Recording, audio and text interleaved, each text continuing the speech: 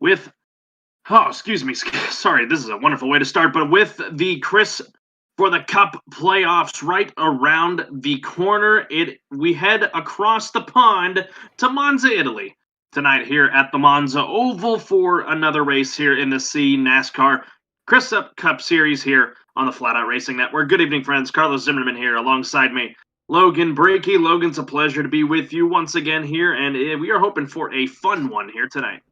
Yeah, good to be back up here with you and have you back up here in the booth, Carlos. And yes, exactly. It's going to be an exciting race this afternoon, one that I'm really unsure about. It's a bit of a wild card for me as a broadcaster. I've never raced on here before, nor have I really ever watched a race here before. So this is a totally new experience to me, and I'm excited to get this thing underway and see what kind of chaos ensues. 95 laps is what is going to be on the ticket tonight here for these Chris Cup Series drivers. About 17 of them made the show here tonight at the Autodromo Nazionale Monza Oval. You know, this oval isn't really quite utilized much anymore in real-life racing, so with these iRacing guys hopping on here, tell me how they're going to be able to attack a track like Monza tonight. Yeah, well, as you said, you know, there's not a lot of real life film that you can go back and watch because there's just no series that really comes here to race. It's more used as maybe a testing circuit, if anything. And if I've seen a few videos of production cars being put to their limits, kind of out here. A Lamborghini's been out here a few times, and I believe Ferrari's come out here as well to kind of test some of their road cars at this oval. But in terms of, you know, officially sanctioned racing, it's almost a ghost town, so to speak. So this is the Temple of Speed. We see a lot of action here on the Grand Prix circuit, but this is going to be the first time in a long time that we've seen any sort of action around the oval. So it's going to be a very exciting afternoon.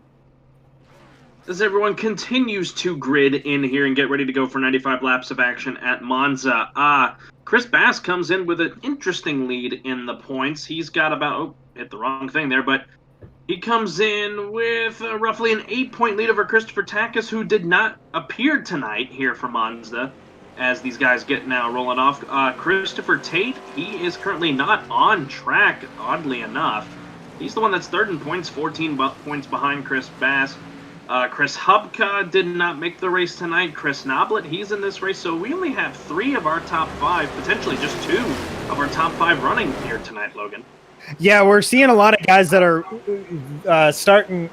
that are running high in the points right now that have wins under their belt. Kind of take the day off for in terms of maybe just getting a breather for themselves. You know, this is, like I said, it's a wild card race for not only us up here in the booth, but for these guys as drivers. It's not even on the official schedule for iRacing throughout the week. So this is a very big unknown. And for the guys that are maybe locked into the postseason with a win or two, this is kind of just one of these races where you can kind of just bypass it on the calendar and not really worry about it affecting you going forward.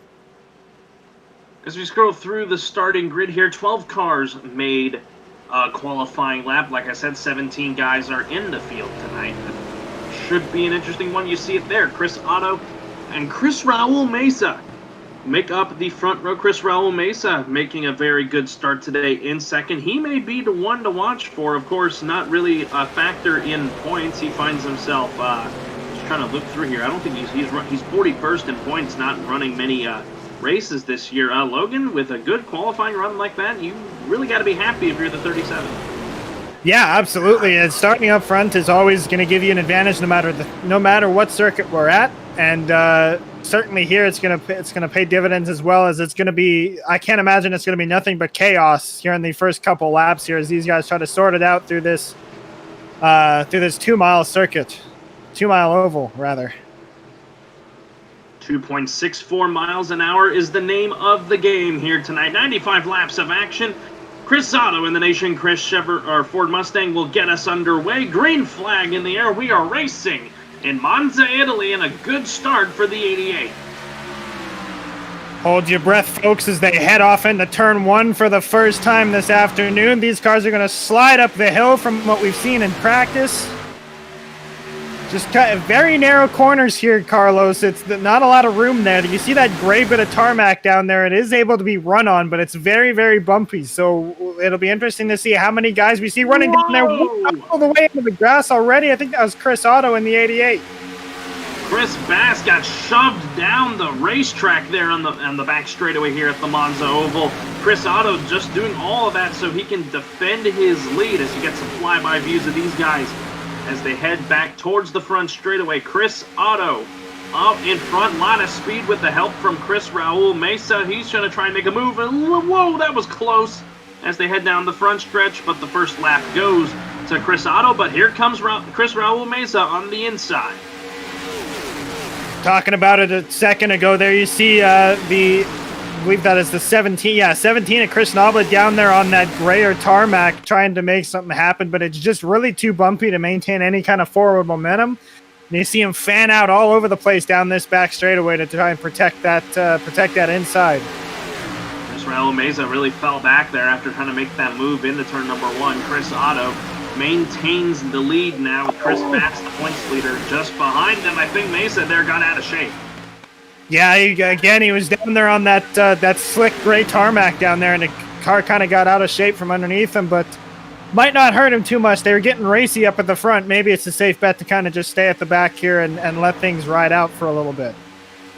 As they fly through turns 1 and 2, Chris Otto maintains the lead. Bass in second. Noblet has settled in the third. It's about a 7-car breakaway here at the front with Otto, Bass, Noblet, the admin of the series, Chris T. Jones, Christopher Lawrence, Christopher B. Williams, and Chris Roberge in this group. Christopher Landy just tailing off here behind these guys in 8th. Chris Jonathan Leach in 9th, and then Chris Matt Mettler rounding out in the top 10. I believe Chris Matt Mettler is filling in tonight for somebody. I believe that would be Christopher Papa that you typically see in that 13, but now the car is fielded now by the 13 of Chris Matt Mettler. And 10th place run for him right now as he battles with Chris Raul Mesa, so a good run for that guy in the Who Chris number 13. So if you're any sort of a race fan here, Carlos, this afternoon, you'll be able to pick out the bits and pieces of the track that you can see along the edges of the circuit that belong to the Grand Prix part of the Monza racetrack there.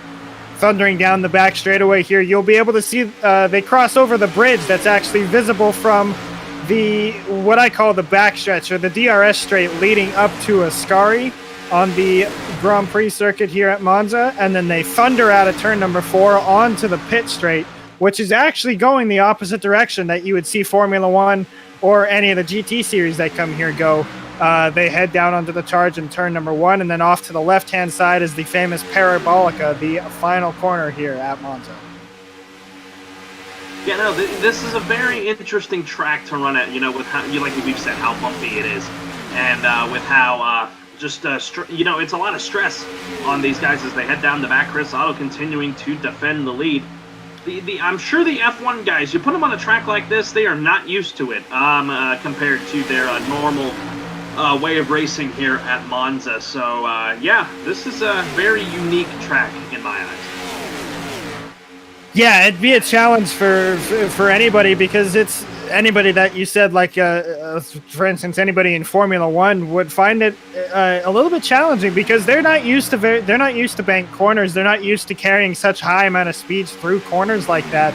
And the first time you drive one of these cars off into a banked corner like this, it's almost intimidating, because it makes the banking of a turn makes the corner look so massive, and you're just very hesitant the first couple times you're going into one of these banked turns as to how much speed can you carry. What's this car going to do? Is it going to be stable in the line? Is it going to be bouncing all over the place? So we see a battle for the lead here. Chris Otto being worked on and passed by Chris Bass in that 97 Chevy. There you see it side by side still. Otto trying to defend the outside. He gets a bit of the wall there. And that's another thing with this track.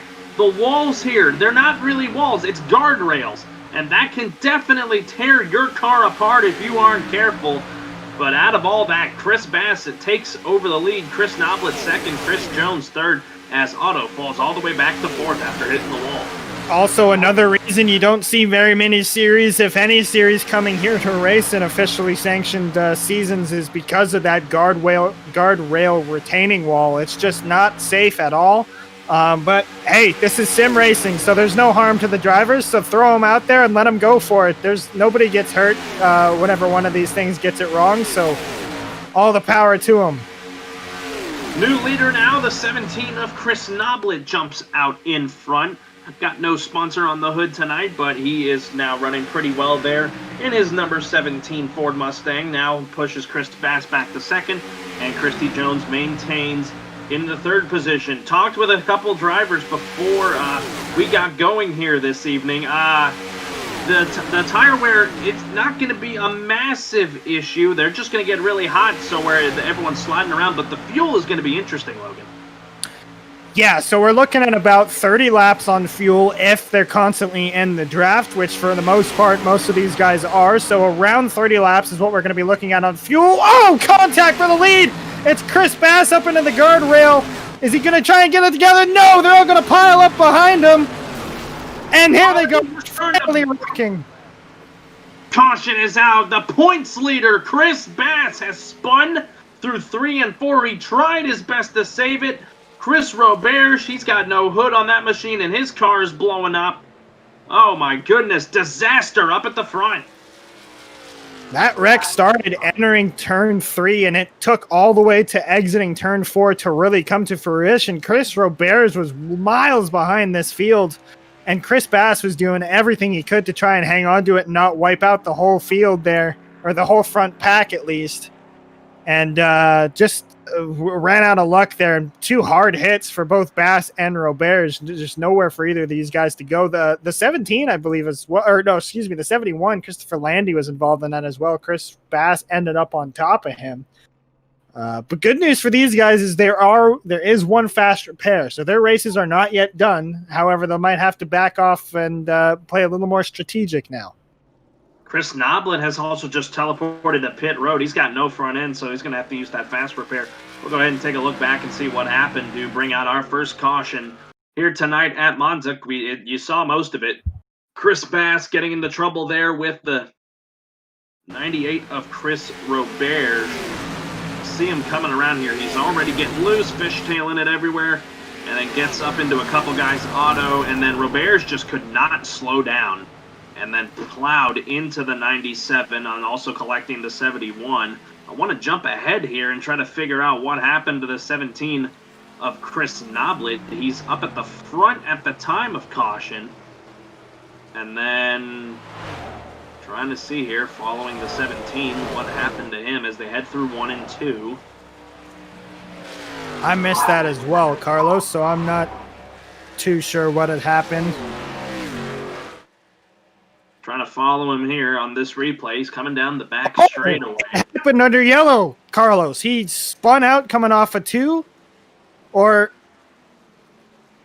yeah, something. Wow! Too hard on the brakes. And then catching up to the pace car. Into Chris Roberge. And the 71 piled in as well. Oh my goodness. Wow. He was trying to slow down for the pace car. And that's why, and then the 98 of Chris Roberge couldn't really do anything. So Roberge finds himself getting into 2 accidents. One that brought out the caution, and then another one that was under the yellow. Wow. Well, we said this was going to be chaotic, and it's proving to be so already, and even under yellow. This is just... It's such an unknown to these drivers, Carlos, and it could have been something as simple as this track is very old. There might not have been any grip for him to slow down. You know, any other racetrack, he might have been able to approach that pace car at that speed and get it wound down. You come up to Daytona, Talladega, these guys fly up to the pace car, and they're able to get it stopped, no issue. And maybe, you know, if that's all concrete down the backstretch there, so there's just probably not a lot of grip out there, and it's catching these guys by surprise. So all of that is underway. We are under our first caution of the evening here. We're now working lap 10 of 95, giving us 86 laps to go for right now. When they're at the line, it'll be 85. Looks like just about everybody came down to get service except one man, and that is your current leader, the 73 of Chris Crowder, there in the Chris's Ford Mustang with the Loves colors on it. So he looks like he's already playing the gambling game here with not going down and pitting. Yes, so Carlos, I talked to some of the drivers beforehand before we got going here, and was asking them about tire wear because we've seen how bumpy this track, this oval is, and they're pretty much wide open all the way around it. So I asked them, how quickly the tires wear, and they told me, well, you know, they don't really wear so much as they get hot, and that's not something that you run into too often on iRacing. The tires. The temperature's getting up and causing more of an issue than the tire wear itself. But today, the thing that we got to watch for, again, according to the drivers, is tire temperatures. So they're going to get a little hot, and when the tires get hot, they get a little slippery. So we're going to start to see guys sliding around. So the call from Chris Crowder might not necessarily be a bad call because the tire wear might not be an issue, so he'd be able to get up to speed fine. It's just a matter of how quickly are those temperatures going to rise inside those tires. So we got 16 cars still on the racetrack. I believe Christian Heimlein, who's on your grid, he is one of the off-track admins. Same with Chris Hubka, so you can just disregard their names in the ticker. Chris Noblet, after spending that extended time in the pits, finds himself one lap down after leading a couple laps right up to the caution. He's used his fast repair, but that is the first and last one he has, so he's got to try and stay out of trouble, or else he's just going to have to work with what he's got. Top 5 will be the 73 of Chris Crowder, who actually, I looked through the points, this is his first race tonight, so this is an interesting move for him. Christopher Lawrence in the 01 second. Third will be Chris Roberge, despite being involved in 2 incidents. He's gotten the fast repair and has gotten it fixed. Chris T. Jones, fourth, and then now Chris Raul Meza has worked his way back to the top 5. Lap 12 will be the one that goes up on the board when these guys come around to take the green flag for the restart here. Logan, these guys, they pitted, so we won't expect them probably for another 28 to 30 laps, unless another caution were to come out between then. How are these guys going to attack it here as we're getting ready to go green? It's the same way they attack the start. Just go like hell until they got to come back into the pits. A little bit staggered on this restart, but again, I don't think we'll see it too much of an issue with tire wear. It's all going to be about the temperatures. As you see, our leader, Chris Crowder, way down on the bottom for some reason. Not sure where he was heading. He was so loose going into turn number 1, and he had to get it down under that grayer portion of the track below that yellow line, and now he is falling back like a rock. He's in 4th and under fire right now for that 4th spot to Chris T. Jones. Something up on the 73. Paid huge dividends, though, to Chris Lawrence and Chris Roberge in the 01 and 98 as they were able to break away and throw in Chris Meza in that group as well. The top 3 really able to break away and kind of just ride a little bit. Pretty fortunate situation for those 3. The typical Chris Army colors on that 01 there of Christopher Lawrence as he tries to pinch down the Chrissy D car, the 98 of Chris Roberge, who was involved in that first caution. And they have really broken it open here in this 3-car breakaway as Chris Raul Meza brings up that 3rd spot as they head down to the back straightaway. Caution is out. Around, it's a 7 of Chris Corveau taking a hard hit from Chris Leach in the 48. It's off in turn number 1. Really hard hits there for a couple drivers. Yeah, the 7 of Chris Corvo. No front end at all. Big time damage on that 7, and we are back under yellow. Looks like Chris Edwards was involved in that too. Yeah, Chris Bass, he's sitting back here with these guys. Not sure if he was involved. I think Christopher Tate was involved. 3rd in points. Yes, I called out. I mistook. I took the 62 to be the 48 for some reason, so I apologize for that. Chris Leach got through okay. Christopher Reese was the driver that hit the 7 as he was spinning up the track. Nowhere for him to go. We're going to try and give you a good angle here. The thing with this track being so old, it is very tough to give you solid angles for certain points of the track, especially in the corners. I'm looking up here too, the 73. Chris Crowder was getting out of shape. You're going to see the flybys here. Yeah, it's not quite the best angle, but it looks like the 72 got on that little pack there at the bottom. And he just lost it down there. He just lost it down there. We'll try and give you a better angle here one moment.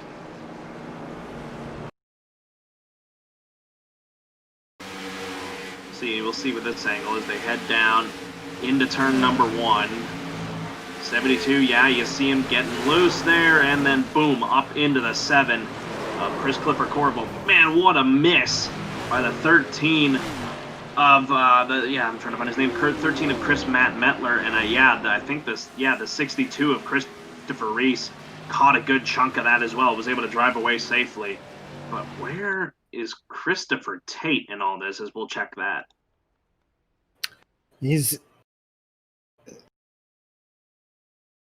See him on pit road now.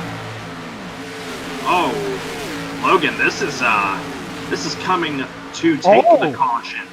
He gets into that guardrail. Yeah, off of turn 4. And then boom, pancakes it into that Armco, where one of the road course portions of the track is, and he had to teleport it to pit lane. Yeah, that's part of the junior circuit there that he's spun off into and gets stuck in the Armco barrier there.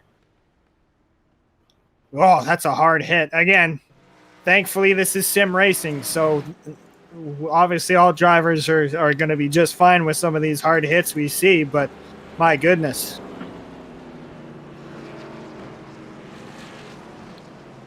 With that is why we're under our second caution of the night, working lap 15 to 95 right now. When they come around, it'll be 80 laps to go. Everybody just trying to get it settled out. Top 10, Chris Roberge first, Christopher Lawrence second, Chris Raul Meza third, Chris Otto, the pole sitter's gotten back up to fourth, and Christopher B. Williams rounds out the top 5. Rest of the top 10, Chris Crowder, Chris Jonathan Leach, Christopher Landy, Chris T. Jones, and Chris Matt Metler rounding out your top 10. Everybody's still out on the racetrack. Christopher Tate going back down for another round of service to fix some damages.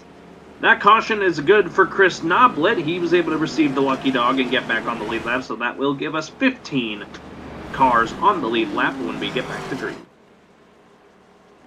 So I'm not sure how many cars we saw come to pit road. I believe we had I believe we had a full set of takers there come to pit road as it's Roberge. Roberge, Lawrence, and Meza still are top 3, but I believe all 3 of them might have come to pit road. I'm for sure. Actually, they did stay out. They did stay out. So yeah. I'm just wondering how with these cautions is the fuel going to come into play here. So I would assume that if the yellows keep coming, obviously the fuel mileage won't be a factor, but we'll wait and see. So many unknowns here this afternoon. Pace car lights are out. We'll go back green at lap 17 of 95, giving us 79 laps to go this evening. Chris Roberge still your leader. Yeah, the top 5 did not come down and pit, along with Chris Crowder, Chris Jonathan Leach, and Christopher Landy. 9th on back came down to pit with the exception of Chris Noblet. So a bit of mixed strategy here. Not that much difference between the two. It's just the guys back there will probably have, better tires and fuller tanks of fuel. So it'll be interesting how that plays out if we were to get in a long green flag run and the lights are back on. We'll go around another time. Just goes to show, as you watch these guys pacing around here, just how narrow these corners are. They're 2 abreast through the corners, and some of the guys on the inside line are having to run kind of just over that yellow line at the bottom just to leave room for the guys up at the top. It's just such a narrow corner, narrow racetrack. It widens out quite a bit as you see down the straightaways there. and the pit straight as well. I believe the pit straight at Monza being one of the widest on the F1 calendar, I believe. So, there's a lot of room down the straightaways to make those passes, but you've got to make sure you're back up in the racing line for the corners to be able to get through them safely and most effectively. These guys continue to wheel it around. When they come to the line, they will get the one-to-go signal. Before we get to that, we'll bring you a message from our sponsors. You're watching the cNASCAR Chris Cup Series live from the Monza Oval in Monza, Italy, here on the Flat Out Racing Network.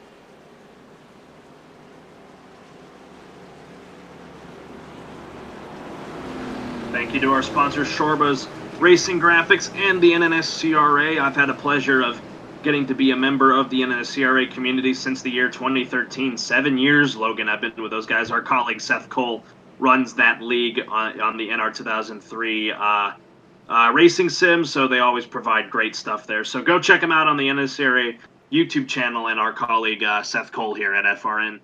Lap 17 on the board. We will see lap 18 when we come around. That'll give us about 80. Sorry, I'm just way off with that. 78 laps to go this evening. You see him head through here. Yeah, and we were talking there during that break. There's the shot of that bridge with those awesome guys shot. high. And that was the bridge I was talking about there, Carlos, the part of the oval that's actually visible from the Formula One circuit there. You pass underneath it on the run down to Ascari, the quick left, right, left chicane.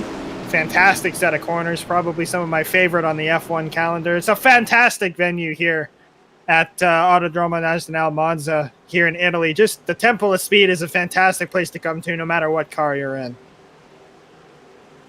Pace car will make the hard left-hand turn. We'll go back green here at lap 18 of 95.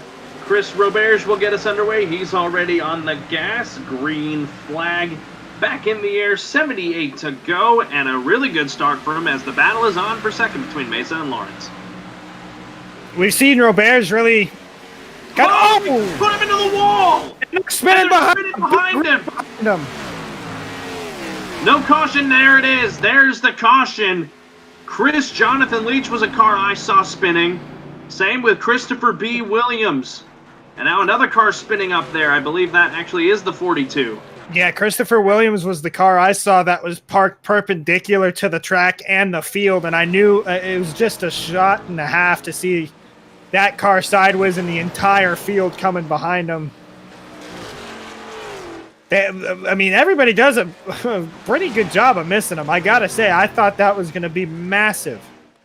But Chris Leach was involved, took the hardest hit, and then it looks like Chris Landy might have actually got a little bit of iRacing's grace there and kind of net-coated through the wreck. So could have been a stroke of luck for him in the 71 as he's already used the fast repair. But the rest of the field does a fantastic job of getting around that. I'm going to try and find and give you a solid angle here as to what happened. Here, I think this one, our TV3 cam, might be able to do it justice. Yeah, the 42 down in the grass and then flies up the track, and then a bunch of people just plow into it. There's the 42 continuing to spin. All these guys back here, Chris Bass and others trying to slow down. We'll give you another look at it as to what happened. My goodness. Yeah, that could have been a lot worse. Yeah, and as you said, it's just that it's the transition in the banking. It's if you enter turn one below that yellow line there, Carlos, it looks like there's a huge uh, couple bumps there that really upset the car, and that's exactly what happened. You saw it throw loose, get down into the grass, and then it's just the car is almost unsavable at that point. He does, a good job of locking it up. He would have kept it off the guardrail had he not have been hit, but there's just nowhere for those guys behind him to go. And yeah, like you said about Christopher Landy, he really neck-coated through that, so he caught a major break. With that happening, watching the leaders here, see if any of them decide to make a pit stop. When they hit the line, it'll be lap 20. Doesn't look like anybody's really going to take the chance on it right now. Looking through here, 2 cars find themselves off the lead lap. That's Christopher Reese and Christopher Tate. Visibly, yeah, Chris Jonathan Leach uses his 1 fast repair and gets back on track. I'm looking through the field here. There's only maybe about half the field that's really been virtually unscathed tonight so far, and we're only 20 laps in. Yeah, I mean, it's just this is a place that seems like, with that guardrail the way it is and just the way the track behaves with these cars, they don't look stable at all. Excuse me. They don't look stable at all. They're being thrown all over the place. They're in the middle of the corner. They're being thrown to the left and then thrown to the right, and they just don't look stable. So it's almost it's a pretty big feat to come out of here unscathed, it seems. We have had an adjustment from race control, Carlos. We are going to be doing single file restarts from here on out. All right, interesting move from race control. Probably not a horrible move to make. That'll keep everybody on their toes. So we'll go back to like what NASCAR was before they invented double file restarts for the NASCAR circuit. Of course, we're running on a non-NASCAR circuit tonight, although it would be interesting if they really did bring the cars here to the Monza Oval. But with how dangerous it is with the guardrails, I wouldn't see that happening, but you never know. Yeah, and I'm not sure that the banking is within NASCAR's regulations either. I could be wrong on that, but I think these corners are banked more than Talladega's are. So I've been trying to look to see if I could find the information regarding the banking through the corners. iRacing doesn't have that info, so I might have to do a little Google search here to get that information. But like you said, the guardrails would have to be replaced with the safer barriers, which would only make the track even narrower, Carlos. We've seen tracks become so narrow with the addition of safer barrier, and that would only just narrow it up even more. And the other case in point is the oval is not even the primary circuit around here. So to me, I think that is out of the realm of possibility here, but it's certainly an interesting thought to think about.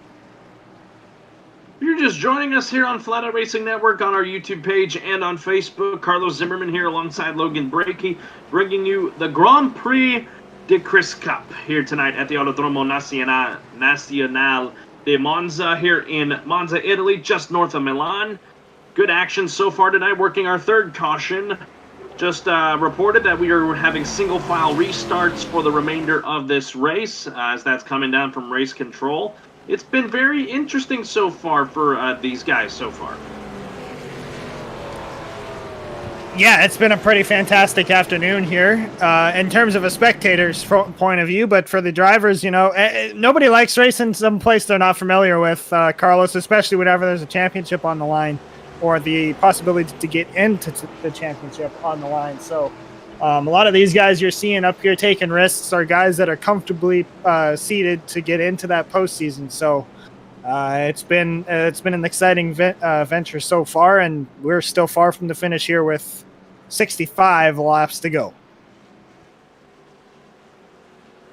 You're looking at the upcoming schedule. Atlanta and Darlington are the final 2 races on the regular season before you get to the Chris for the Cup. That would be Chicagoland, which is the C, Homestead the H, Rockingham the R, Indianapolis the I, and then the Speedway at Phoenix is the S. Don't let that confuse you, folks. That is Phoenix International Raceway that we would be going to for the season finale just a couple months from now here in this first season of Chris Cup. Man, this season has really, really flown by. It was just like yesterday we were at Daytona. Yeah, it's been a fast season so far, and I think a lot of that plays to just how exciting these races have been. You know, they've kind of really flown by here on us, and the rest of the season, I firmly believe it's going to continue to do so here as they come back to green. Chris Roberge will get us back underway here. He'll get on the gas, and we will, wait a minute. Did the pace car peel off? Yeah, he did. All right, here we go. 74 laps to go here tonight at the Monza Oval, and a really good jump for that Chris ED98. Chris Raul Mesa settles into the second spot, and yeah, I think that single file restart was a good move by race control. Yeah, because we just saw so many incidents from guys trying to get up above that yellow line, and I think this is the right call for sure to go back to single file for the time being. It certainly spread the field out quite a bit, though, so maybe we'll look at seeing what kind of goes on whenever this thing stays green. As we're going to keep it on this camera, we'll get to show you the viewing pleasure of that flyby as they go over the bridge that's over the F1 portion of the racetrack here at Monza. Settling into fourth now is Christopher Lawrence as he's opened up a bit of a gap on fifth place, Chris Crowder. And a little bit of a battle brewing here as Chris Jones now makes the move on the 71. And he should be able to settle in the sixth. He might be able to kill two birds with one stone. Good run down the front. That was a massive run that the 33 got off of turn number 4, and that just kind of shows how the kind of launch you get off these bankings here if you're able to nail your points.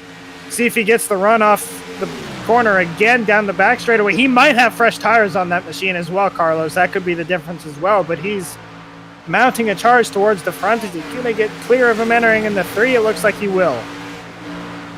Yes, he will. I'm looking at just the differences here. Chris T. Jones has the freshest tires on track, along with Chris Corriveau, Chris Edwards, and Chris Bass. So he's got really good stuff underneath that 33 right now. And with those 5 guys right now, as he's really flying up here on Christopher Lawrence with Christopher Tate, the lap car in tow, it's not going to be before long that Chris T. Jones moves up there. But he's got to be careful not to use him up too much. Yeah, so I think this answers the question that we were asking, is what difference his tires are going to make, and I think we're seeing it right now, just how much faster that new tires are than old tires. You see him settle in behind the 01 for right now, maybe looking to get a launch. He's going to peek to the inside now, going into turn number 3. He's going to get him clear by a long shot there. He's going to tow the 25 and Christopher Tate with him.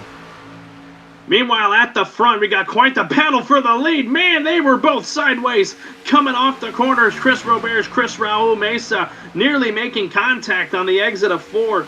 Just shows you that they're willing to not really give any edge to anybody, but Roberge wins the battle for now. And lurking in the midst there is Chris Otto, just waiting for those two to come together and react to it, but he's kind of just chilling, riding around behind those two. Got a caution on the racetrack. Looks to be the 97 of Chris Bass. Saw him falling through the field. He's currently down off on the apron here with Christopher Williams. Actually, he may be stuck somewhere. He's all the way in the Parabolica, Carlos. Oh, my goodness. Yeah, he's got himself on one of the road racing portions of the track. No hood on that machine, and I believe he's already used a fast repair, so his night is done. I think our friend Chris Bass might have got iRacing. We'll wait and look at the replay, see if it's any different for you. But yeah, I'm really not sure what to make of this one here, Carlos. I'm looking through here. Yeah, there was an incident on the front straightaway with the 62 of Christopher Reese. He's going to make a move almost 3 wide here. I think this happens further up. He gets he caught that guardrail and then, yeah, put himself on the Parabolica. We lose sight of him over here. Yeah, wow, I'm at a loss for words. Yeah, I'm seeing, so I don't know if it's different for you or not, but I'm seeing, it looks like they were 3 wide going down into turn number 1, the 7, the 72, and the 01. 7 was a little bit high, and that wall kind of sticks out right there where the oval forms up, and the 7 brushed it, but it looks like there's a massive amount of net code there between the 97 and the 7, and it's almost like when the 7 bounced off or brushed that wall, the net code made it seem like the 97 was getting hit by the 7, and that's what threw him down into the parabolica. But, I mean, that's the largest case of net code I've ever seen, if that's what happened. Our best angle we can give you is from our chopper. So, yeah, he comes back. Oh, wow. That is stunning. And then, yeah, he found that net code iRacing as you coined, and, yeah, finds himself down in the parabolica. Oh, wow. Tough break for the points leader. The lucky thing for him is Chris Takis didn't make the race tonight, but Christopher Tate's in this race, and I believe he just got one of his 2 laps back. So this is not good for the 97, excuse me, if he's unable to continue. Yeah, and as you said, he has used the fast repair already. He was our first caution of the day, so this will ultimately be day over for him in terms of racing for anything competitive. We'll see if he's able to get any of these repairs. He's smoking quite heavily, so we'll see what his repairs are, if he decides to get them fixed or if he'll call it a day. But we've seen Chris Bass take home the checkered flag, and that means he's locked into the postseason. So points racing is not really something that maybe he needs to really focus on doing. If his day is done, his day is done. It shouldn't hurt him too much, but just an unfortunate way to end the day for him. Yeah, he's getting some service right now. The new leader out of all of this is going to be the 33 of Chris Jones. Something we're not really accustomed to seeing here.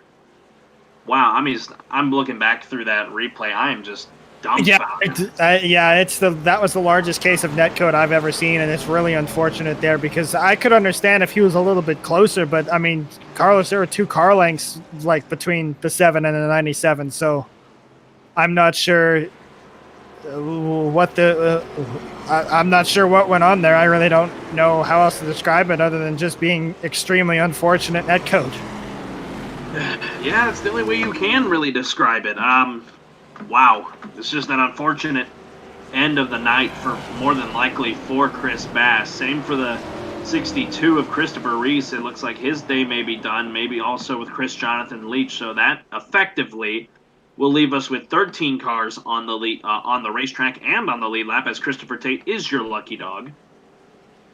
In the meantime, Chris Jones actually is not the new leader. It is going to be the 37 of Chris Raul Meza, who will be the leader when we bring it back around, as we're going to come down here. I'm expecting us to get the 1-to-go signal here, and we'll go back green at lap 29 of 95, giving us roughly 66, 67 laps to go this evening from Monza.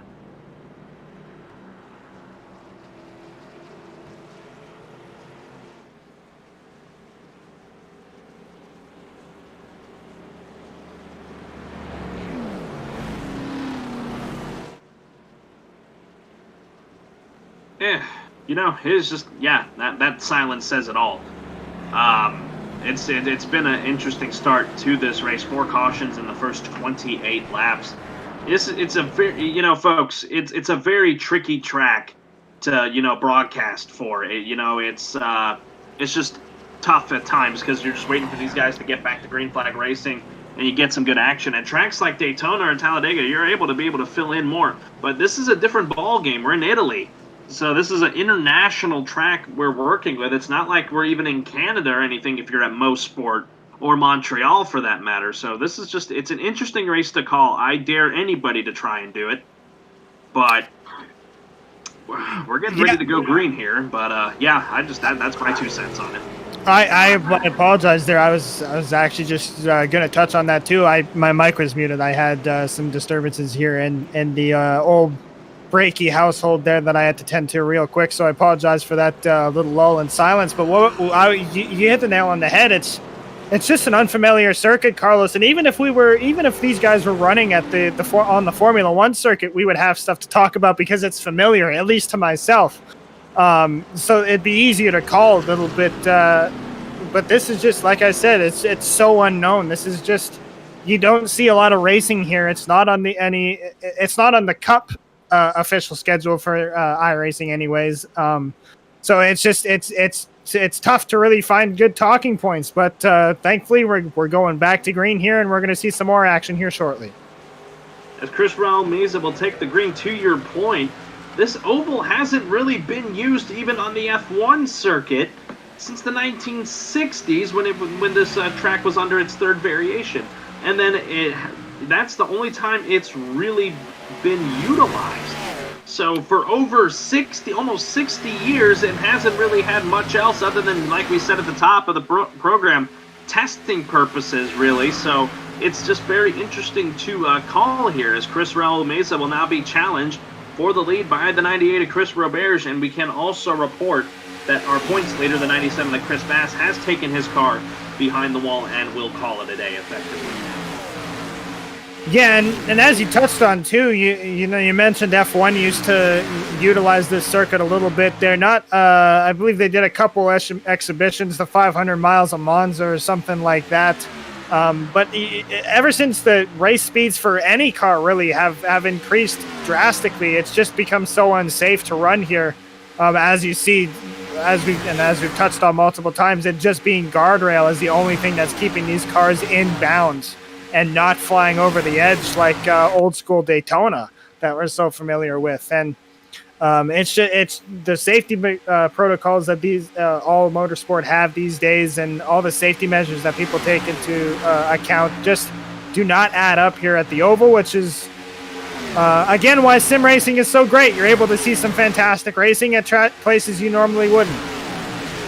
Man, I've been following this battle between the 98 and the 37. They are such close quarter racing through 3 and 4. When you're side by side in that corner, it is very easy for the car to wash up towards that guardrail. But man, oh man, a great job by Roberge and Meza to just do a good thing. Meza got out of shape in ring 1. He's still out of shape and he's open over. And he's gone. That's not going to bring out a yellow because it warped him back to pit road, but oh my goodness, what a wreck that was. And because of that happening, he's still listed as the leader because it happened when he was the leader. Your leader is the 98 of Chris Roberge. Wow. Well, I tell you what, Carlos, I got one heck of a shot from that on the TV3 camera. That car was airborne and it crashed right into the camera. The caution is going to fly now. Wreck in turn 3? Or it might have just been at the expense of Meza there. May have been thrown by race control. So not seeing anybody else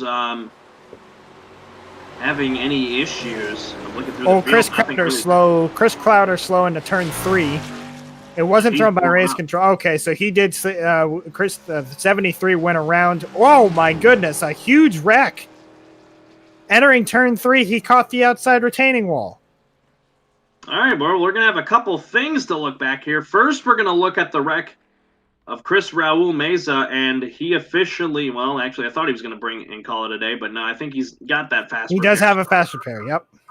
So he should still be able to continue on tonight, but we're going to look at it here. My goodness. One of the more bizarre wrecks that I've ever seen calling these races. Right as we finish touching on the safety precautions too of the track there, Carlos, it's he got out of shape, went down into the grass and hit a bump, and it flung him. He literally was airborne. Wow, that was coming right at you there on that TV3 cam that you mentioned. Oh wow, we'll take a couple more angles at that 37. My goodness, again, just a bizarre accident. He hits that hill. Oh, it's just perfect timing. You're absolutely right. I didn't even see that. There's just a hit. Wow. What a spectacular wreck. He hits it, lands on his roof, and then straightens it out, lands on top of the guardrail, and does that. I think Tony Hawk would be proud of that. Oh, absolutely. And the view from Chris Auto is a spectacular one. Before we get to that view, let's go ahead and head back and see what happened here to the 73. Good thing we catch it in the right spot. Everyone was slow here, but the caution was not out. Yeah, caught the guardrail. My goodness. Just lost in that situation. I've done it before. You lost the right side of the car, where the position of the right side of the car was, and thought maybe he had a little more room. You obviously want to be as close to that as you can to give yourself the best entry, but obviously there's such a thing as too close.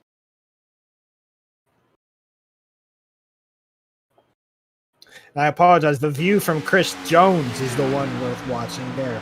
Watching that 37 get airborne in front of him. Lands right on his roof in front of him as well. My goodness. It's a Code Brown moment there, Carlos. You're riding on board with the 33 Chris Spice car. Yeah, boom, there it is. Wow. That is unbelievable.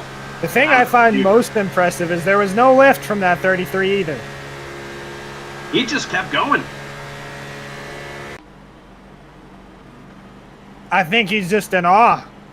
You know, you see that car airborne in front of you. It's hard not to watch and react to. You just can't believe that's happening. What a wreck! My goodness. If he finishes top 3 tonight, we gotta ask him about that. What he was thinking. You know, even if we have time, I think we'll bring him in anyway. He's the admin of this series, folks. If you're just watching for the first time the cNASCAR Chris Cup Series, you may just talk to him regardless with the playoffs coming up. That'd be an interesting thing to pluck the mind of the admin. So that's why, folks, after all that, we are under our 5th caution of the night.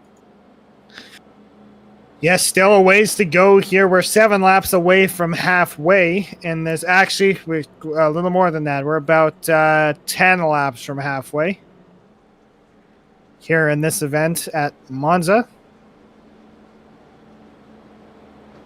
Lights out on the pace car, so we'll be back green this time. So the faster pair was used by Meza. He's now at the back of the field, catching up now. Rounding turn 4 and is now down the pit stretch and rejoining with the tail end of the field here. He will be 1 lap down. Currently the last car running on track right now. So I believe that leaves just 12 cars left running in this race, Carlos. Yeah, it is going to be 12 cars because Chris Crowder is off the racetrack right now, and I believe he had the fast repair already used. So his night is effectively over. Chris Jonathan Leach and Christopher Reese, we can confirm their night is over. Trying to repair what they can and try to salvage something, but doesn't look like that is even going to happen. And so, yeah, 12 cars, 11 of them on the lead lap to settle out the rest of this one. I think with a smaller field here, you'd think you'd be able to get things under control, but with a track like Monza Oval, it's likely not to be the case. Yeah, and just we've beat so many of the same drums here this afternoon, but I'll hit it again once more. The cars just are not stable at all through the corners. You saw in the battle for the lead between Roberge and Meza, they were side by side for the course of the whole lap, but never once were they stable in the line they were running. They were just bouncing all left, right, and I cannot believe that those two did not wreck just because of how unstable those cars were. If you look closely at the track surface there, Carlos, you'll see iRacing has done a fantastic job. They've laser scanned this thing perfectly.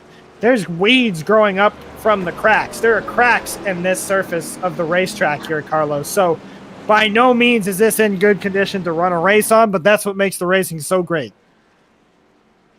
Absolutely. This racing, despite all the wrecks, it has been phenomenal tonight. And we're hoping to get more of it. When they come to the line, it'll be 61 laps to go here tonight at Monza Oval. Chris Roberge in the Chrissy D Ford. He'll get us back underway. Chris Otto second, Chris Jones third, Christopher Williams fourth, and Chris Noblet, a good rebound, has worked his way back up into the top 5. Same with Christopher Tate there in the 25, third in points, hoping to pounce on the troubles for the points leader Chris Bass tonight to take the points lead away. Tate's already locked in to the playoffs as well, so he doesn't have really much more to race for until you get to Chicagoland in just a few weeks. Good start for Chris Roberge as they head down the back stretch. Yeah, and you touched on Chicagoland being the season opener here, but we've got a pretty challenging final 2 races of the regular season after this Monza Oval. We head to Atlanta next week, July 25th. In 2 weeks' time, I apologize, an off week between then and now. Head to Atlanta July 25th, and then we're off to the Lady in Black, Darlington Speedway on August 1st. Fantastic season finale to go to, and it's going to be a challenge, especially to those guys that are trying to race their way into the postseason there. No tougher track to go to whenever the money's on the line. These guys just roar now through turn number 2. A top 4, bit of a breakaway. Roberge, Otto, Jones, and Williams. Very impressive run out of the 42. I believe that's either Tex Chris or Chrisico, if you will. I couldn't quite get the best angle of his race car. But regardless, 4th place so far for the 42 tonight. Hasn't had the ideal season that he's wanted. I'm trying to look here. Ran just a few races this year, 36th in points, 47 points, so not really in line to make the playoffs, but having a good run tonight in a guy that's running a part-time schedule. Yeah, and Crystalline, the sponsor that's on that machine there, that 42 machine, I was having the same dilemma as well, trying to figure out what the Chris sponsor was there. So the Crystalline Chevrolet, obviously known as the Haviline Chevrolet, and actually the Haviline Dodge back in the day, when that beautiful 42 car was still running. One of my favorite classic schemes there, Carlos. I used to love that black and red 42 scheme.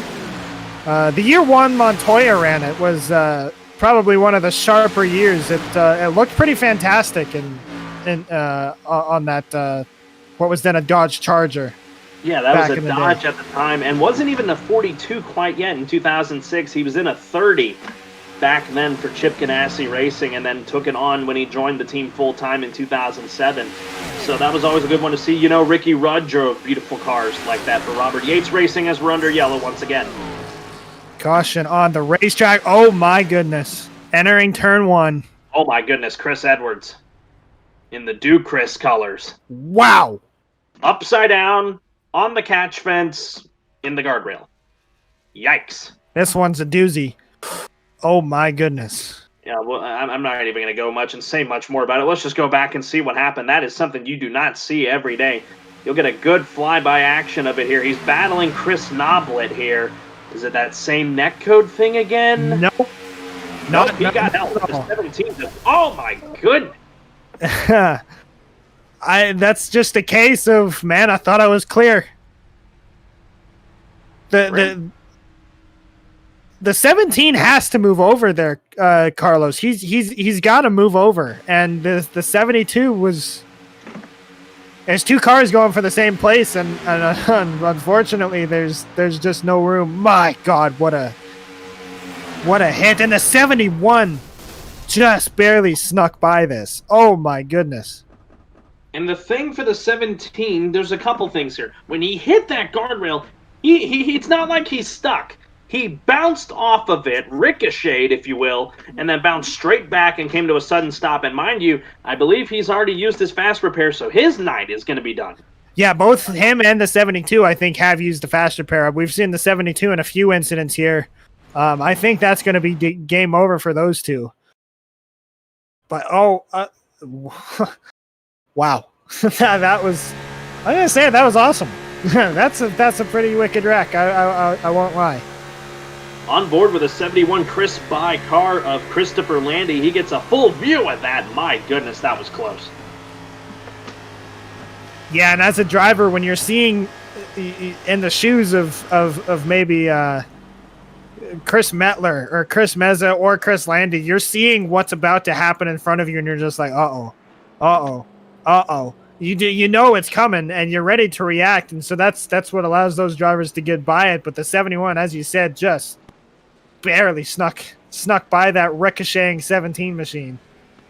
God, that's a hard hit. That's why we're working our 6th caution of the night here on lap 40 of 95. Give 56 laps to go. Pace car lights are still on, so we'll go around another time here. Chris Roberge has been the class of the field so far tonight.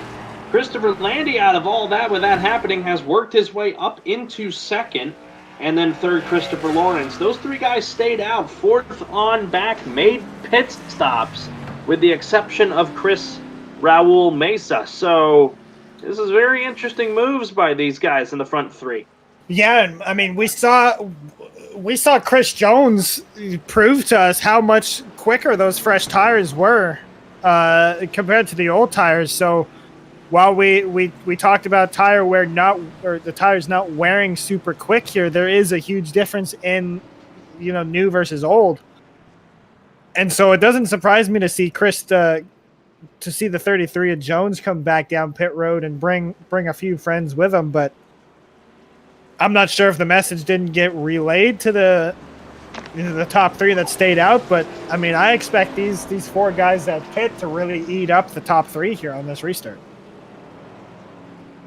As Chris Roberge and others, they'll wheel it around. We should get the one to go at the stripe that we would go back green with 54 laps to go. Folks, if you're following us on the FRN YouTube page and Facebook, if you're just joining us, Carlos Zimmerman, Logan Brakey, bringing you the action tonight from Monza, Italy, just north of Milan, here for the cNASCAR Chris Cup Series race, the third to last race of the regular season before we get to the Chris for the Cup championship run. A lot of guys fighting for those spots. Folks, coming up at the bottom of the hour here, just passing 7 o'clock now in the Central Time Zone, 8 o'clock for our friends on the East Coast. The Soda Guys Cup Series get underway at the Kentucky Speedway, race 19 of 35 on their season.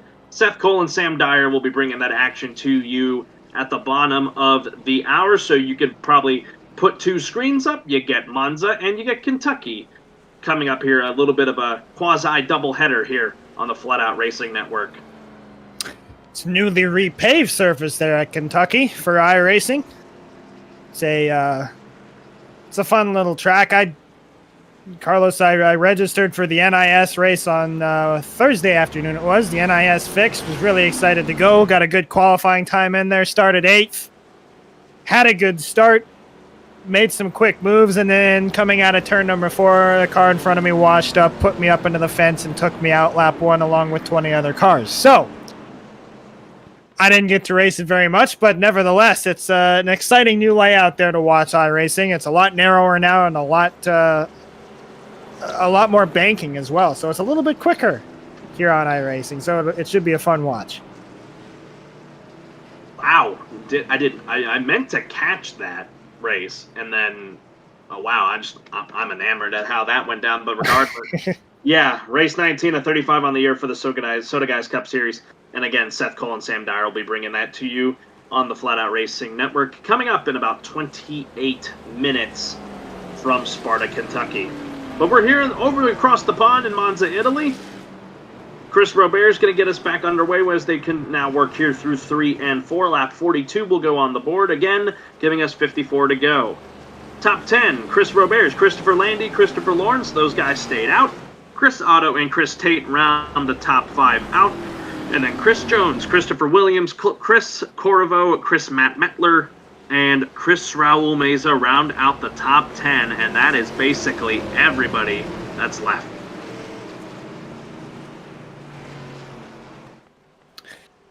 All right, so coming up on halfway here, a very small field now, continuing to dwindle down. Only 10 cars, I believe, left running right now. Chris Raul Meza rounding out the field there at the end. We're back to green. Chris Robert's back on the gas. Christopher Landy in the Chris Bike Ford trying to get it back up to speed here. There you go! Jones and the 42 of Williams spinning down to the inside wall. Should not, I don't think it's going to bring out a yellow, but day over for that 42 machine. Yeah, there he is in the pits. No front end on that machine at all. His night's over. The lucky thing for Chris Jones, he just looped it around and then got it back going again, but he is way off the pace now from the rest of the group. Meanwhile, at the front, it is a battle between Chris Otto, Chris Landy, and the points and the 13 points Christopher Tate as they run it around here now through 3 and 4, heading towards the front straightaway. Wow, tough break for the 42 of Christopher Williams. Yeah, I don't know if Chris Jones is going to be too happy about that one, though, Carlos. It looks like the 42 might have jumped the restart a little bit and then realized how far out to the right he was and tried to cut back in line ahead of the 33, and he was not clear. And I think pretty much ended the day for both those drivers. But I can't imagine Chris Jones will be too happy about that. And I don't really blame him for that, as the front four had a big draft coming up to them. Heading towards turn number 3, making some moves. That's Christopher Tate trying to work his way through this group of guys right here. Whoa, Christopher Landy, surprisingly in that second spot. You know, he played the fit pit strategy, didn't really make a move, as now he's going to dive to the inside here of the 98, maybe try and challenge him here, but he ducks back in. Chris Roberge has been the strongest front runner that we've seen. He's held this lead for quite some time, and he's made his car awfully wide down that wide pit straight there. It's made it really tough to get by, and it makes me wonder almost, Carlos, how tough is it actually to get a pass completed here? Because, you know, it's quote unquote, to a NASCAR fan, it is kind of a super speedway, as we see the 71 now making a look down there. Looks like he should have him cleared. In the 3, not quite. He's a little lower than he would have liked. Had to back off. Not allows Tate to get by for second. And now Landy's going to be how hard it is to make a pass. Yeah, Christopher Landy was about to be under fire by the 88 of Chris Otto. Battle now on for the lead. Third in points, Christopher Tate in the Chris Guard colors. He is going to make the move to the outside. Oh, they touched a little bit there. Heading towards turn number 1, gets a little bit of the wall there, still side by side between the 25 and 98. Tate again in the wall.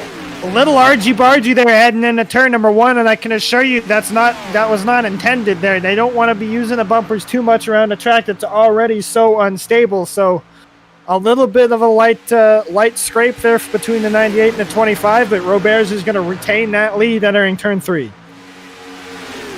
That has brought Chris Corvo into this group along with Chris Raul Meza. That'll be a 6-car fight for the lead as the train is starting to build. Led there by the Chrissy D 98 of Chris Roberge. The 25 now has allowed the 71 to catch back up to him. Same with the 88. Battle on for 5th between the 7 and 37. Now you got to wonder here, Carlos, there's so few of these guys left. You got to think at some point they're saying, hey guys, let's just ride. Let's let this race play out a little bit. Let's log some laps here. Let's get this thing moving along a little bit before we really start racing. But that doesn't seem to be the case, as there's a lot of bobbing and weaving between the 25 and the 71 down the back straightaway here, with a push to the back bumper of the 98 going into turn 3. You got to be careful that when using those bumpers, you can really get a car to fishtail, especially the one in front of you, as the 25 is all over the back of the 98 of Chris Roberge. They've tried to gap the 71 and 88 just a little bit, but everyone's still staying home and keeping everything close, as lap 47 will go on the board, approaching halfway in just a couple laps. You see, for the most part, it seems like they're trying to be content with just riding in the position they're at, but Chris Tate is having none of that, because he's still all over the back bumper of that 98 machine. And every time they come off a 2, it looks like that 71 gets a little bit of run on the 25 there in second, but it falls off because he sucks right up to the back bumper of the 98. He looked to the inside, thought he was going to turn him there a little bit entering 3. So they get the flyby cams here through 3 and 4. The 98 holds off the 25 once again as they come off of turn number 4 and come to the line. We will be at the halfway lap. Lap 48 and 95 will go on the board. These guys are also starting to catch the 33 of Chris T. Jones. So the blessing for him is he'd be the only car a lap down, and any caution from here on out would get him back on the lead lap. But I'm sure he'd love it now while he's still on the lead lap, and he may just get it because this 25 is all over that 98, and it's getting scary. Yeah, these guys aren't exactly being tame up here in this this top group here, so a caution could not be far from the midst here. As you see, that 25, it's like he's trying to get him pushed a little bit and go a little bit faster in the 3 than the 98 is comfortable with, and then look to the inside. We've seen him do that for the past few laps. Doesn't have enough momentum to get it done. Maybe just trying to push him away from the rest of them too, Carlos. Meanwhile, the battle for third starting to brew. Chris Otto peeks to the outside, but Meza goes to the inside of him. Meza moves back up into the 4th position as they continue to go up to him. And there's the caution that Chris Jones was loving. I think it may be the 8 of Christopher Lawrence. I'm not sure where this yellow came from. I really actually have no idea. Might be one of those phantom ones. Like I said, that is a blessing for Chris Jones, who had spun with the 42 of Christopher Williams. Jones didn't really get a whole lot of that mess, so he was able to get a rebound now, and he'll be able to catch back up here to the tail end of the group without even falling a lap down. But yeah, not really sure why we're under yellow. Yeah, I'm not able to find the reason as to why it is either. It was thrown by iRacing, but yeah, not sure where the incident was on track that would have caused that. So with that happening, we're under our 7th caution of the night, just past the halfway point. These guys, Chris Roberts, Christopher Tate, they'll start backing it down to catch the pace car, and they'll get everyone lined up here. 9 cars still in this event. And despite it only being 9 cars, that little bit of green flag run, that was just some really good stuff to see. This is also a blessing for Chris Roberts. He had been staying out under the last few cautions, and in about 6 laps, if we stayed green, he would have had to come down and make a green flag pit stop. But now this resets everyone. Everyone should come down here, get tires and fuel, and everyone will be on an even playing field for the first time since the start of this thing. Yeah, and if we're talking about fuel, pitting here would give them a window of 1 more stop to make it to the end. This pitting here, we're working lap 50 right now, so they do have 45 laps to go. Pitting here, we talked about our fuel window being roughly around 30 laps. So pitting here would put them just about 15 laps shy. You cut that run in half with a caution or maybe a green flag pit stop, and you 1 stop and you're done to the end of the race. As everybody will come down and into the pits, we'll throw it on our second pit lane cam. You'll get to see the race off of pit road here at Autodromo Nacional Monza, the oval portion of the racetrack. Of course, this track very well known for Formula One, Grand Prix racing, and also GT racing. So this is always a fun stop on the F1 circuit for the Italian Grand Prix. And first off a pit road is going to be the 88 of Chris Otto. Fantastic stop for him, bringing him out well in front of the field. I gotta wonder if maybe there were a couple 2-tire stops, because we see our leader Chris Tate he fell all the way back to 6th. He came out of pit road. Yeah, the 88 of Chris Otto, a 6.2 stop. Landy, a 9.2 pit stop. Mettler, an 8-second stop. So, yeah, I think there were some 2-tire stops taken there. Some gambling from the top 3. I gotta wonder, too, maybe if there's a little bit of damage to be repaired, too, because we didn't see the 25 and the 98 come together too much. They did touch a little bit there, so maybe they had just a couple seconds of optional damage that they just figured they'd want to repair. So that could be the case as well. Be interesting to see. I'll go back, take a look to see if maybe we did have a 2-tire stop there from the 88 and others.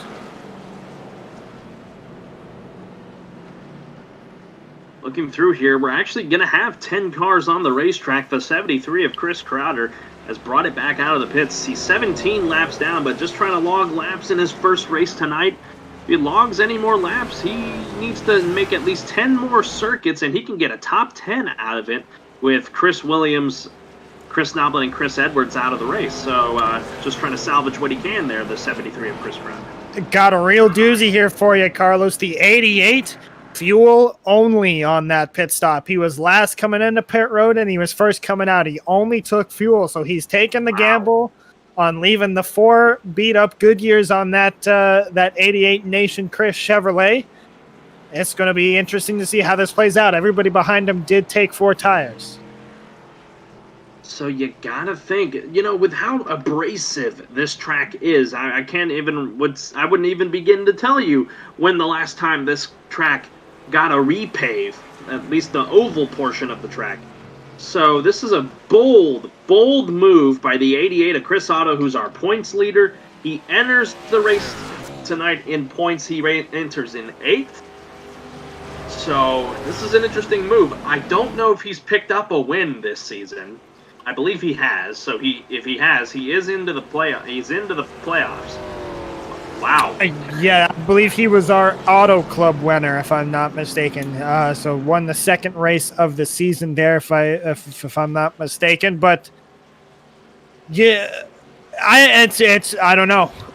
It's one of those things where we talked to the guys about what tire wear does, and it's really not an issue of wear, but it's the temperatures over the course of a run. They really heat up on this really old surface. So maybe that he's willing to take the gamble on not having the freshest tires out there, and is willing to just gamble for the track position. It's not like he was very far back either, because there's only 9 cars out there running right now. So it's an interesting call, and with the win on the season, he's really got nothing to lose in terms of being worried about missing the postseason. He's locked in, so why not make a strategy call such as this? Like you said, 9 cars on the lead lap, 1 off the lead lap, the 73. Top 9, Chris Otto, Christopher Landy, Matt Metler, Chris Roberge, our longtime leader tonight, Chris Raul Mesa, the top 5, and then Christopher Tate, Chris Corriveau, Christopher Lawrence, and Chris Jones, rounding out the rest of the cars on the lead lap with essentially Chris Crowder in 10th, 17 laps down. Pace car lights are out. We'll go back green. At lap 53 of 95, that will give us 43 laps to go here tonight at the Monza Oval in Monza, Italy. Chris Otto made the gamble. Will it pay off for him in the Nation Chris Chevrolet in the long run? As they come down here through the front straightaway, green flag back in the air. What a start, though, for the 25 of Christopher Tate, taking the outside to a new level. He's got to be careful in that little spot, but he's okay through it. Roberge caught the wall there. Oh, there's a big wreck! Who was that flying there, Carlos? That was the Hooters car. That's Matt Metler. That was a heavy hit there for him and many others. I saw the 7 in there. One of the guys that was so dominant today, Chris Roberge, involved in that as well. His front end is gone. I think he's got a fast repair. I don't recall him seeing any other incidents earlier today, but he was in that heavily. The 01 involved in that as well. The 7. His day is probably done. He's used a fast repair today. Wow. That is shocking. Yeah, the 98 of Chris Roberge, I don't think he's used it yet, so he might be okay with that incident happening when it did. I think maybe the same applies might be for the 13 of Matt Metler, because not really in a good angle on the racetrack. The flag stand blocks his car there, so our best view is from the chopper cam. Yeah, wow. Just Roberge got up into the fence and looks like came down into the 13 of Metler.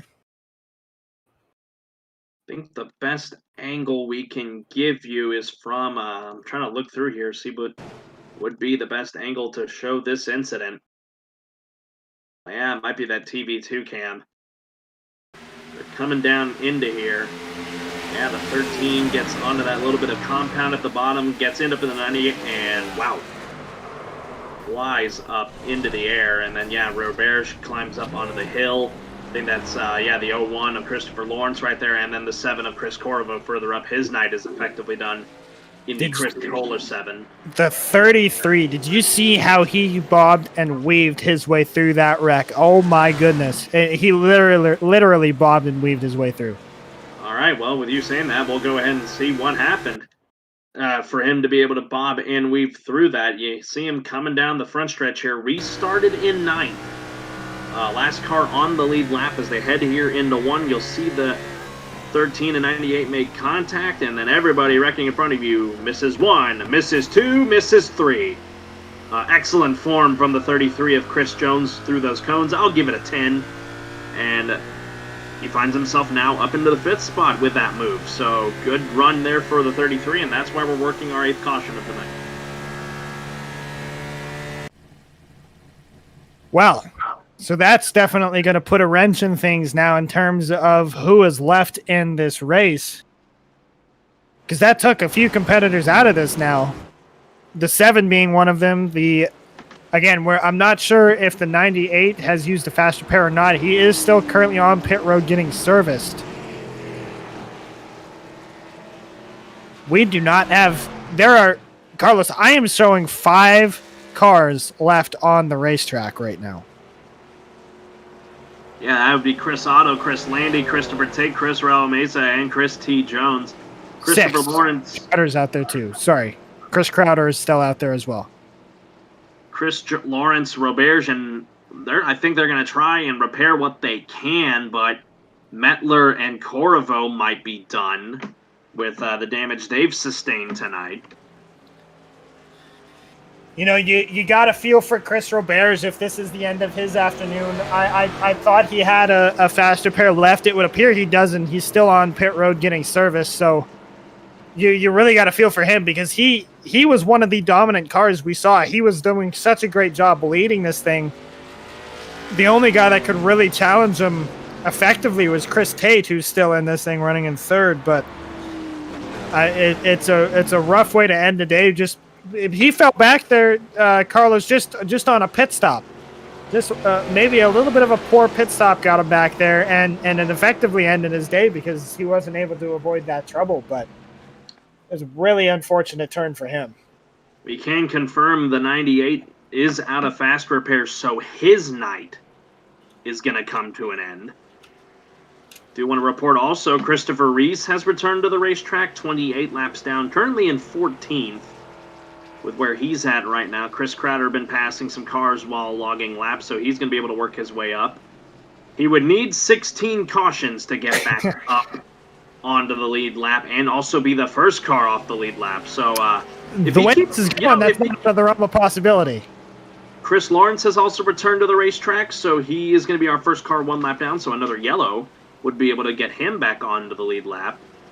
Chris Jones is now back out there. He's circling around. He's currently scored in 5th. I think he was able to stay on the lead lap. He did have that damage repaired, whatever damage it is that he sustained, but he is back out there in 5th right now, last on the lead lap. The 98 has returned to the racetrack, has been able to get the damage repaired, so we don't know how quick he is going to be. The 01 is out there as well. Chris Lawrence is back out there, currently 1 lap down. I'm showing the 98 without a front end. Chris Leach has returned as well. He's currently 32 laps down.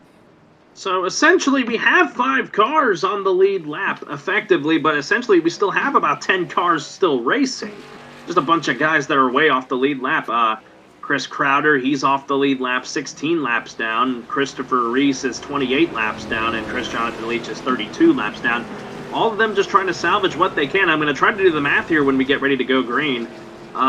Chris Crowder keeps that car clean, and if guys like, I'm trying to look through here, Metler and Corriveau don't return, he can get a top 10. Same with Christopher Reese and Chris Jonathan Leach. If they were able to just keep it running out there and not encounter any more trouble, they would be able to have enough cars lapped, and they could get up to a top 10. So despite being where they're at right now, they might be okay at the end of this thing. Yeah, it's just a matter of if you're in the top 5 now, you've secured a pretty solid finish to today's race. So if it's me, if I'm in a position, Carlos, as we come back to green, where points mean everything right now, and a solid finish means the world, man, I am playing it so safe right now. I'm not going to race hard up there and risk ruining my day as we come back to green. We see Chris Otto spun the tires a little bit. I saw that back end wiggle just a hair. Look at the jump that the 25 got. I think that 25's easily got the best car on the racetrack as the front 5 start to form the front 3 actually form a little bit of breakaway from Landy and Jones. So, I got to give a call to that 37, and Chris Raul Mesa has run a part-time schedule this season, and now he's starting to do battle with these guys. Look at Otto trying to block the faster Mesa. They are going to be getting into close quarters here as they head to 3. It's one of the more dangerous parts of the track to try and make a pass, but Mesa makes the move on the backstretch, and he takes second away from Tate as they head to 4. Very racy up at the front inside that top 3, and these guys seem to be, as you mentioned, 3 of the fastest cars on the racetrack. We have seen them all up at the front here at some point, and they're finally just cycling back out. Look at Mesa darting to the left and then back out to the right, looking outside into turn number 1. Otto holds them off for the time being. Lap 58 on the board. That gives us 38 laps to go here tonight at the Monza Oval. Chris Tate will settle into third. Christopher Landy starting to reel these guys back in fourth. Chris Jones a little bit off the pace there in the fifth spot. Want to report Chris Roberge. He has brought his car back into the pits to try and repair some more damage. Christopher Lawrence just trying to log laps out there at this rate so that he can be able to get back on the lead lap. Man, Mesa, a little bit of puff of tire smoke there through 3 and 4 behind the 88. Chris Tate just chilling in the background. Looks like he might try and make it through 3 wide as the 37 blinked a little bit there down the straightaway. He's going to get him cleared down into turn 1. Chris Otto a little low entering. We've seen some very vicious wrecks happen today because of that. He's going to gather it up nicely and fall right in line in front of Chris Tate there. A little bit of blinking again from the 37, who is now the leader. As they're coming up on lap traffic, that is the 42 of Christopher Williams. He has returned to the racetrack. 15 laps down right now. His battle on track would be with the 73 of Chris Crowder. 42 gets down and out of the way of the leaders and allows them to continue racing on. As all this happening from the top 3, Christopher Landy just laying in the weeds there in fourth, trying to figure out what's going to happen. Yeah, this top 4 is essentially the only clean race cars we have left on track. I think Landy's damaged just a little bit. That's why he's hanging back, but he's still in contention if something happens with these top 3. And the way they're racing right now, that is not out of the realm of the possibility. They are all over each other here fighting for that top spot. Chris Otto trying to did all he could on the front stretch to make a run on the 37. It's just he ran out of racetrack to try and swing it to the outside. He'll have an opportunity here down the backstretch, but Chris Mesa, he's definitely going to be playing defense on both of these guys. Excellent move there by Tate. Slides him back into the second spot. Now he'll swing it to the outside here of Mesa. Try and make a pass. That is very close to the right rear quarter panel as they head through 3 and 4. And now he'll try a crossover move, but wow, Mesa with 35 laps to go here, mirror driving the heck out of that car. Doing a fantastic job so far. Look at him block all the way down to the Parabolica going into turn number 1. Chris Tate backs out of it going into 1. He could have easily dumped him going into turn 1 there. That was a heavy block from the 37. Almost took him around the scenic route, showed him the F1 circuit in reverse there, did Mesa. What a job up at the front by these 3. Now he continues to throw blocks, heading down the back straightaway, trying to keep the 25 behind him. He's doing that because he knows that 25 probably does have the best car on the racetrack. The lap times don't really do it a justice. The front car with the draft would have the fastest car, but I really do think Tate's got the best car of these front 4. Otto continuing to lay back now, watching these 2 guys just duke it out. Lap 62 will now go on the board, giving us 34 laps to go here at Monza. Wow, some really good racing out of our top 3. And one thing I'm watching too with Tate is he's got that higher line midway through the corner, and then coming off of turn 2 and turn 4, he cuts down to the bottom, almost diamond cutting these corners to get that run off down the straightaways. And you see him do it again here, bobbing and weaving left, right, middle, up and down. Here he comes inside going into turn number 3 for the lead. Mesa couldn't throw, he blocked him once, but he couldn't block him twice. They head through the corners here over one of the F1 portions of the track. And Mesa will have to surrender the lead back to the 25 of Christopher Tate. So move the 25 P1. Mesa fighting back though on the outside. Back up to the outside he goes. He got that big launch off of turn number 4. It's going to give him the advantage into 1. Is he going to get him cleared? Inches from that dangerous wall, but he makes the pass back into 1. 37 back to the helm. He did not let that 25 have the lead for very long. Lap 63 now on the board, 33 to go. These guys continue to do battle. They'll be catching lap traffic here shortly as they head down the back. Otto laying in wait. Landy has backed off of a little bit further, seeing the action ahead of him, maybe trying to get him some more space if something bad were to happen. As they head through here, Tate swings it back to the outside. Very interesting move for the 25. Can he make it stick on corner exit? No, he cannot. Chris Crowder, whoa, really loose. With the 37 track back down the front. That was really risky from the 73, and they're barking at him over in the chat to get the heck out of the way. He didn't do so. That's going to cost Tate quite a bit of time. Big gap now for Mesa from second. And now all of a sudden, Chris Tate's got his mirror full of a Nation Chris Chevrolet and Chris Otto in that 88. Man, the 25 definitely not happy with the lap car of 73 of Chris Crowder.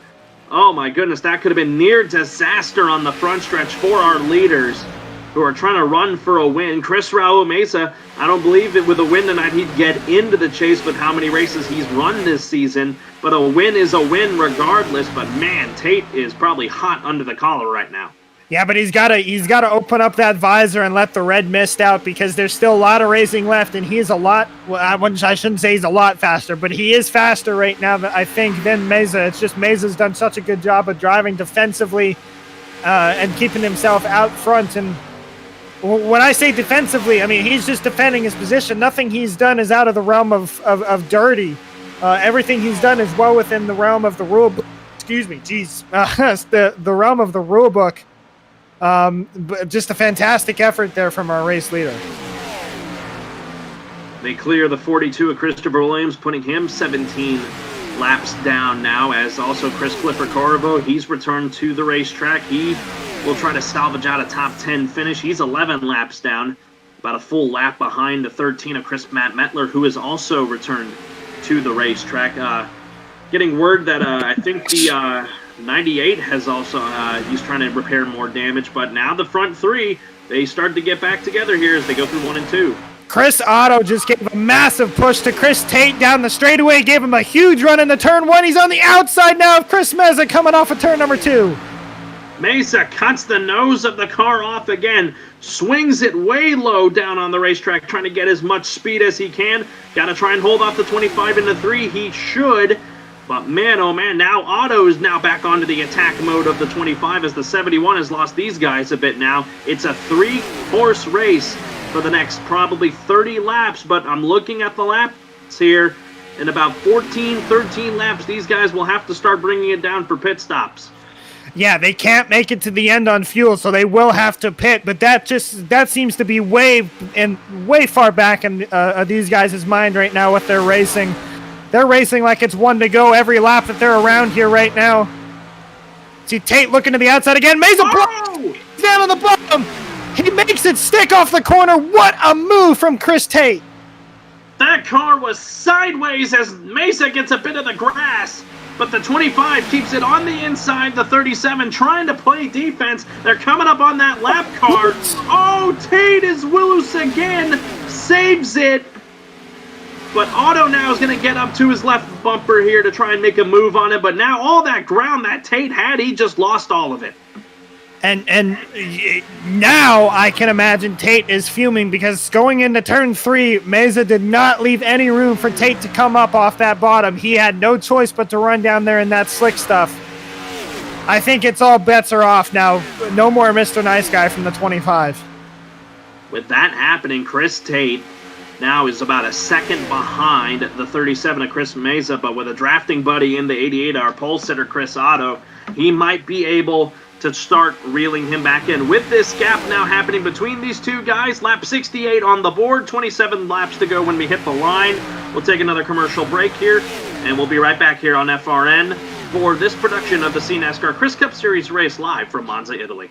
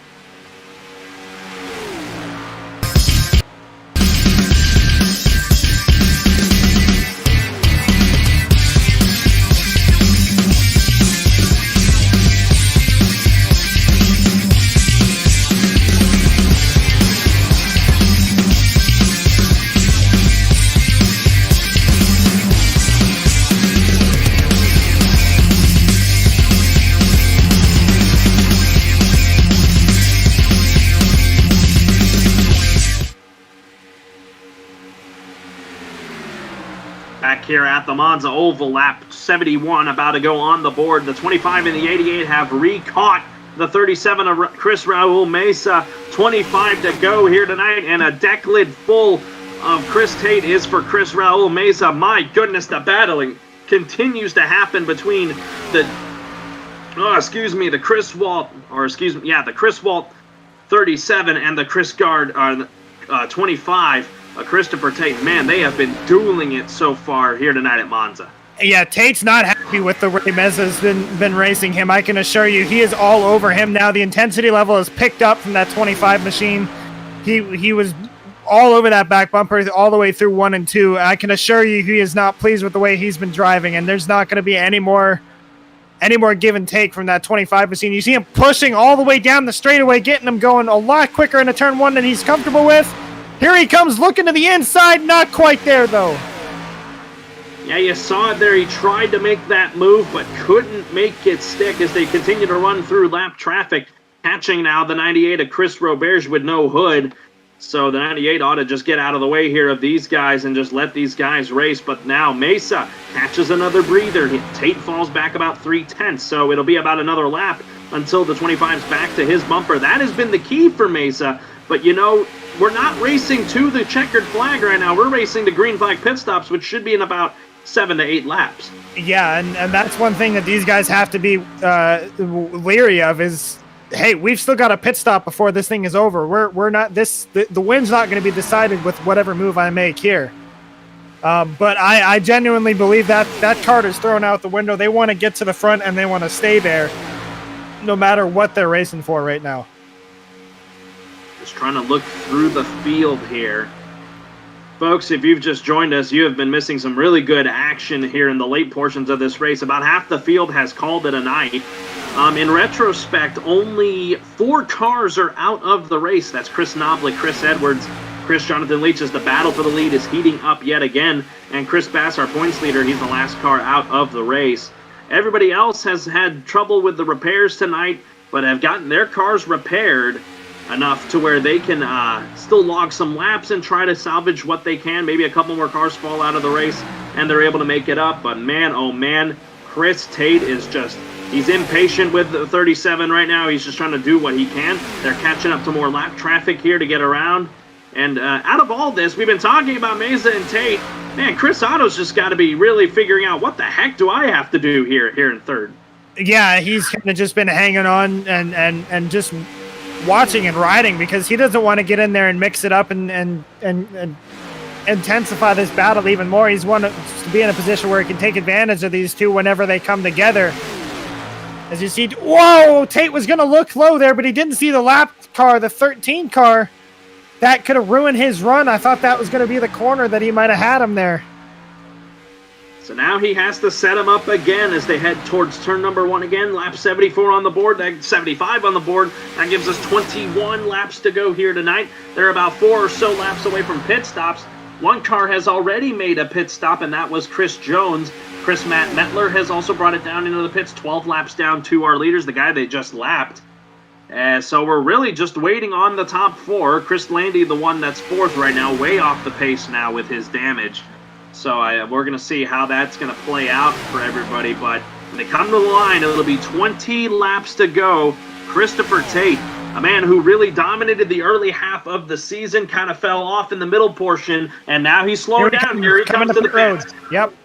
So he's going to dive in a little early, maybe play for the undercut there on Chris Meza. That's what he's going to hope to do. See if it's all going to matter how he gets into the box. Comes in there, slides a little bit. Does he have to back up? He does! He slid too far in his box. He did have to back it up a little bit, so that's going to ruin the possibility of an undercut. It's now all going to come down to how well our race leaders get onto pit road as well. We'll see if they come in this time. Top 2 now is Mesa and Otto here, the front 2. We'll see if they come to pit this time by. Christopher Tate still getting service as he'll now start to peel it through pit lane and get ready to get back out onto the racetrack here. Watching these guys here, it's looking like, yeah, here they both come. So both of them coming in now. Chris Tate has obviously left pit road, a little bit of a lockup there from the 37. Trying not to get nabbed with pit penalties here. We're going to watch the 37 here, see how he enters his pit box. Does he slide through it? Yeah, he did. I think he missed it. He missed it entirely. That's going to be the race for the 37. Otto got in there perfectly. Otto could be the race leader. Only 2 tires for that 88.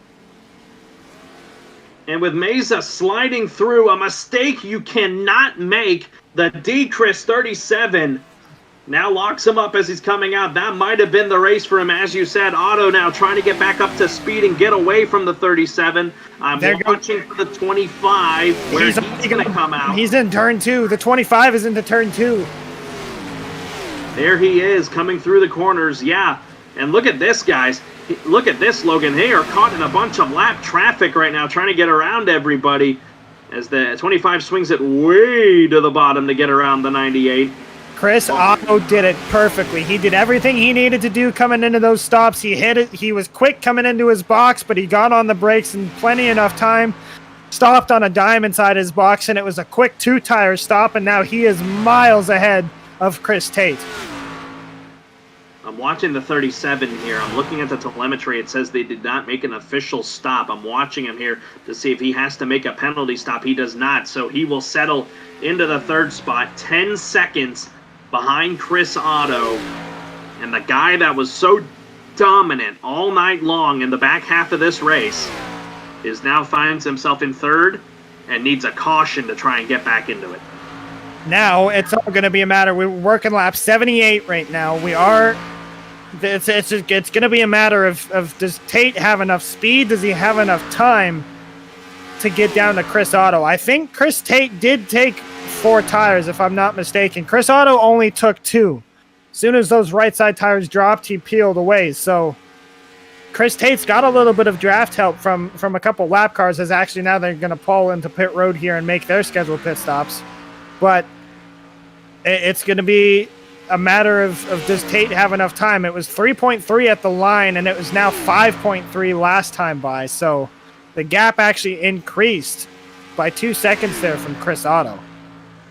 Yeah, the speed is starting to come out of that 88. He is much, much faster than the 25. That time by, he was a full 2 seconds faster than Christopher Tate. So barring a caution, this is Chris Otto's race to lose. That move in the pits was the move of the race. If Mesa doesn't make that mistake, he might be up here with the 88 of Chris Otto, but that is not the case. I gotta wonder, Carlos, we haven't seen Otto in any accidents today, meaning he's got that faster pair. I wonder if he threw that faster pair on for that last pit stop. He's essentially out there with a brand new race car. Chris Tate has a little bit of damage on his machine. That will be affecting him, absolutely no doubt. He's dropped another second to Chris Otto. So Chris Tate's machine is not all that wounded, but it's wounded just enough in comparison to Otto's brand new spotless Chevrolet out there that he might have used that faster pair on. And he comes to the line. That'll put lap 81 on the board. That will give us 15 laps to go. And Chris Otto in the catbird seat right now to pick up a win. This is big for him. He has a win at Auto Club, but another win wouldn't hurt. He's 8th in points. With this run tonight, he might be able to pass Corvo, who has not had the best of nights. He may be able to pass Chris M. Scott, who did not make the show tonight, as now he's working through lap traffic, is Otto. He may be able to try and cut into that lead that Chris Noblet had there in the top 5. This is going to be a big, big points day for the 88. He's going to get a little chunk of the guardrail there, trying to get around Christopher Lawrence to put him 3 laps down, but he is able to keep it going and without much further incident.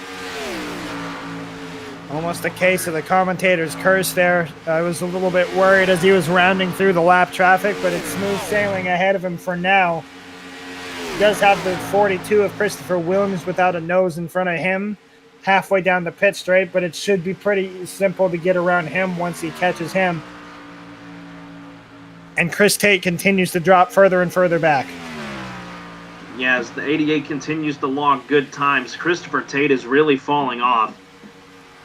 He's got a drafting buddy in the 13 of Chris Matt Metler, who's sitting in 7th right now. Chris Raul Meza has actually been running same amount of laps times as Christopher Tate. Landy's been running a little bit quicker lap times as well. So that's really effectively the race today. Chris Otto, he's in the right spot right now to just cruise on to the victory. Another win for him this year. Christopher Tate is going to win the moral battle, if you will, if he keeps it where he's at right now and stays ahead of Chris Raul Mesa. But, yeah, this is Chris Otto's race to lose. He just needs to hit his marks for the next 13 laps, and he is good to go to the finish. So unfortunate for both Tate and Meza, who they both slid their box. Obviously, Meza much more so than Tate did, but I mean, Tate did have to back up, and that cost him at least 2 seconds to complete that process of getting situated perfectly in his pit stall. Whereas Chris Otto was perfect in and perfect out. He came in, he hit his marks, and he was fast in, stopped on a dime, and pulled out. Even though he just took 2 tires, he still hit his marks coming down pit road perfectly. Made no mistakes coming in and made none coming out. So he effectively won this race with his perfect or perfect green flag pit stop, or is leading this race with a perfect green flag pit stop, I should say. I'm pretty sure I thought I may have been seeing things. Thought there was a car stopped on the racetrack. There absolutely was. The 33 looks like he might be out of fuel. He's getting a push from the 7 down into pit road there. It doesn't look like he'd be out of fuel. He had pit unless he did not take fuel under that last run of pit stops. He's wheeling it now through the pits at a slow 40 miles an hour. Should be able to limp it to his box. But wow. I knew I wasn't seeing things, but wow. Yeah, there's he's got I'm not sure what happened, but Chris Corvo, who's scored 16 laps down, figured he'd help a friend in need. Not going to give up any positions doing so gave him a nice little push back to pit road. That's not something you usually see under green there, Carlos. No, that isn't something you see at all. You forget about everybody else and you just try and get what you can. Yeah, he's 9th. It's 2 laps between him and Roberge for 8th, and then it's 3 laps between him and Williams for 10th. So he was like, what do I have to lose at this rate? I'm getting a top 10 tonight. Might as well help a friend out who's also trying to get a top 10 in Chris Jones. So if you want to give a sportsmanship award tonight, that is definitely to the 7 of Chris Corvo. Meantime, when Otto hits the line, it'll be 10 laps to go. We'll head into our final commercial break, and then we'll bring you right back for the finish of this one here tonight in the Grand Prix di Chris Cup here tonight at Monza, Italy.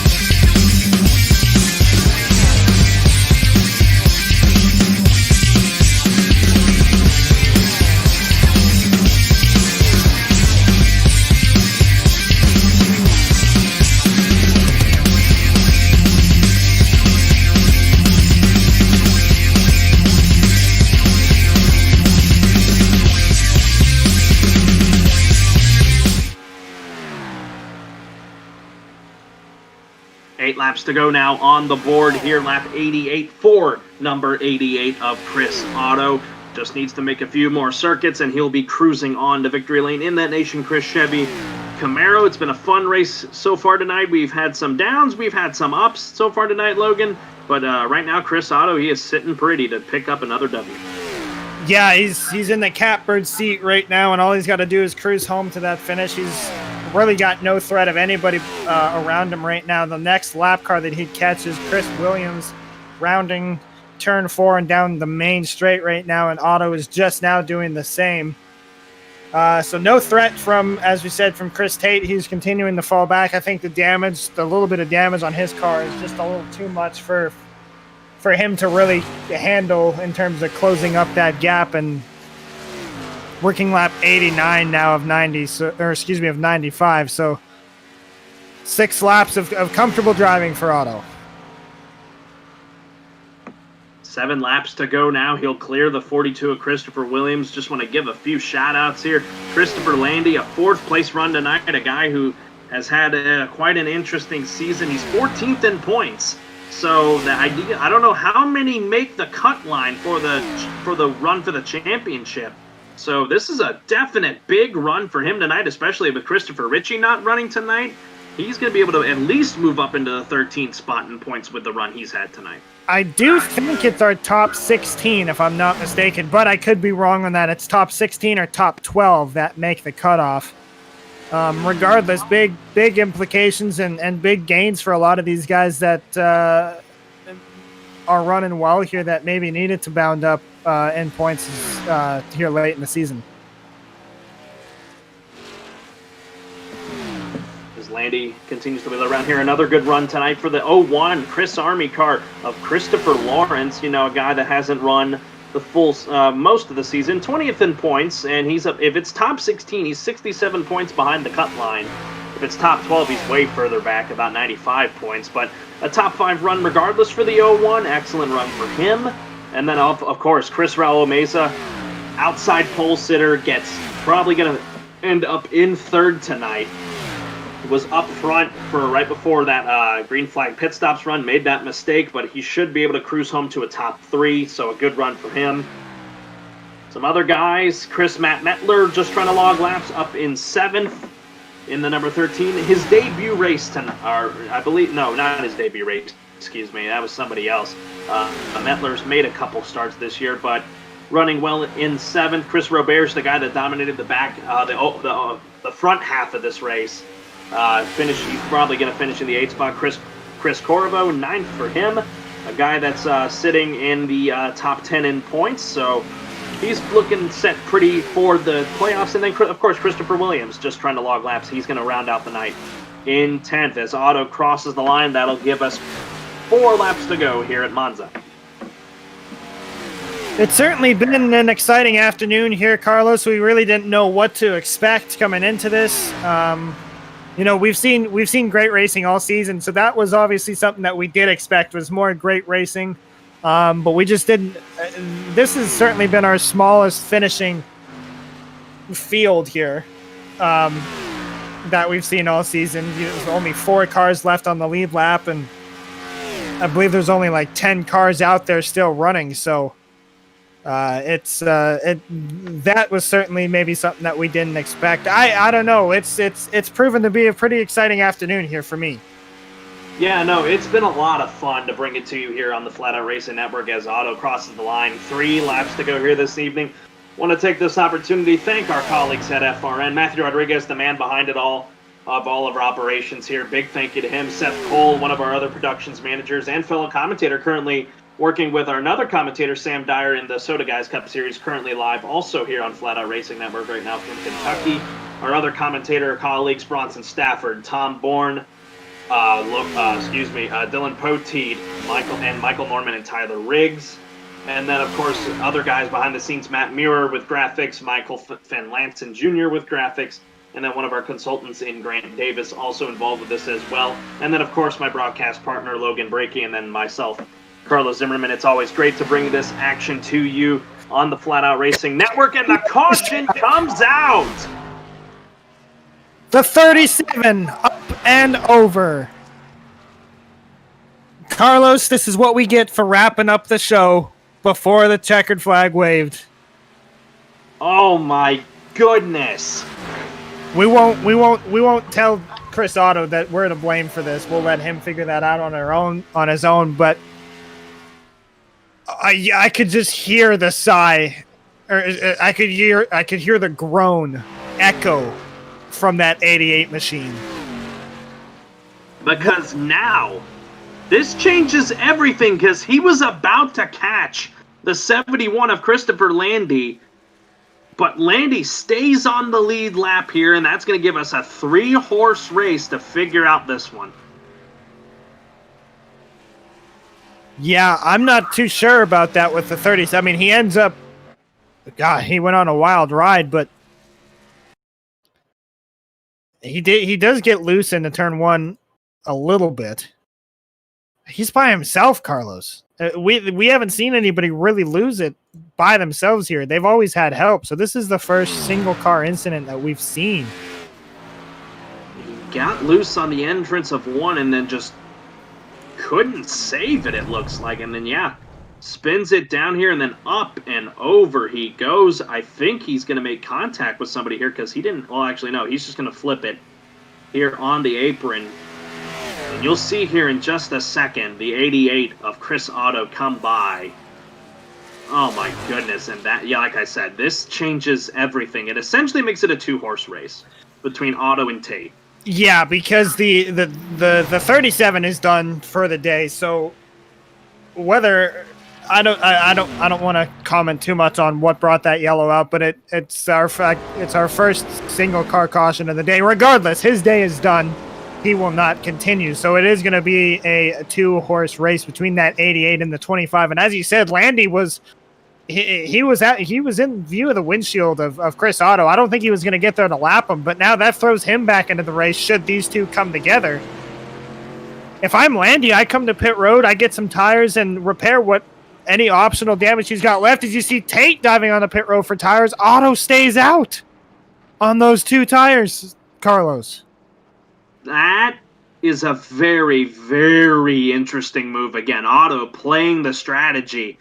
The 25 going down and going to get those fresh 4 Goodyears. Landy's going to be on the lead lap as well, so you got to consider that. If he could be a factor, potentially. Now look at Otto here, riding on the apron.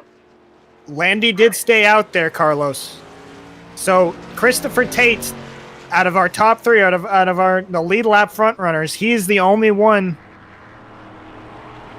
Or excuse me, Chris Otto, out of our top 3, is the only one who stayed out under the... no, I'm all backwards. I apologize. Tate is the only one who came in for fresh tires. I'd say that's advantage 25 if you ask me. The way we've seen those fresh tires work. Oh, 100%. That is definitely advantage to the 25 of Tate with that happening. I don't know how the running order is going to shake out if Landy did stay out or not. If Landy stayed out, he's going to be the car running in second. But with how the restarts have been tonight, Christopher Tate has been the guy that has had the advantage. Now, Chris Otto, despite being 20-lap older tires and a dwindling fuel can, I believe we get 2 attempts at this, at a green-white checkered. Yes, 2 attempts at a green-white checkered. So this works the same way as any traditional oval that we would go to. They come around, take the green flag, and if they come around and take the white flag, the race is official. The next flag would end the race.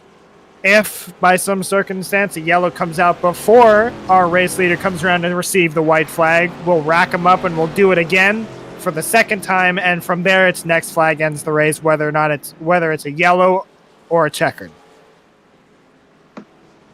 When they come around this time, the pace car light should go out, and we'll go back green at lap 97 of 99. It'll be about, if we finish it to completion, it'll be 4 laps over the original 95. Man, yeah, we were wrapping things up. I was sending my thank yous to our colleagues, and, well, the racing gods had something different planned. We've done that a couple times this season. I'm not sure when we're going to learn that we need to wait until the fat lady starts singing. Unfortunate for Chris Otto, but I mean, we've seen him be strong, Carlos. It's just a matter. It's such a, I don't know. It's such a wild card now, especially being that he's only got. It's not like he took 4 fresh tires either on that last restart. He took 2. He's got fresh right sides, and that's it. Landy took 4 when he came into pit, so he's between he and Otto, he has the fresher set of tires. But behind both of them is Chris Tate with brand new tires on this caution. So it's you got 3 different stories coming around to take this green flag. You do. Chris Otto took over the lead whenever Chris Raul Mesa made a mistake in the pits. And now Mesa, who brought out the yellow, finds himself out of the race in 5th. That's wild to say. And then you got Christopher Landy, who's just been riding around all night long, and he's had a half-decent short-run car. So that's going to be a factor. And then, of course, Christopher Tate, the guy that struggled with Mesa to try and get around him under those green flag runs before we got to the pit stops. He tried so hard, and now he finds himself in 3rd, fresh tires. And this is going to set up a 2-lap shootout to find our winner here tonight at the Monza Oval here in Monza, Italy. Oh boy, we are in for an exciting finish. Now, Carlos, one thing to keep in mind, fuel is becoming an issue now because their last pit stop for fuel was lap 76 was their last pit stop. We're very close to that 30 lap mark. So we could be, especially Chris Otto, could be very close on fuel. We've seen him duck down onto that apron. I don't know if he's going to have enough. We're going to have to wait and see, but it could be very close for that 88. 88's going to come down and take the green flag here. Lap 98 will go on the board.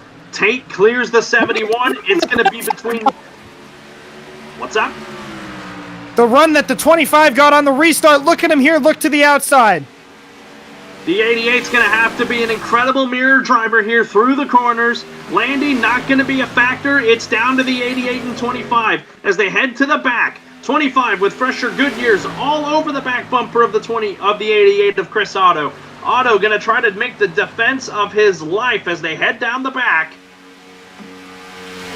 Watch for Landy to try and maybe make a move in case something happens between the 88 and 25. As they come through 3 and 4, they'll head to the front stretch, and we'll see the white flag here tonight at Monza. The 25, I think Tate's going to run the 88 as hard as he can. I think he knows how close the 88 is on fuel, so he's going to run him as hard as he can and wait to the last second and make his move. White flag is out. This race is official from here on out. Watch the 71. He is not too far behind these guys. He may be able to throw his hat into the ring here as he's backed off a bit at the start, but now starting to reel them back in. 3/10 the gap now. But Otto be able to gap the 25 here as they head down the back. 25 might need some help. He'll swing it to the outside here. Landy's starting to close in on these guys.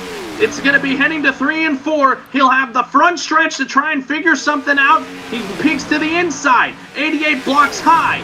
Now the 88 trying to still play defense as they head to the final corner. Tate goes way to the bottom to try and make a move. I don't think he's going to be able to do it. He's got Still about a car length ahead. Chris Otto is going to hang on tonight and pick up the win here tonight at Monza.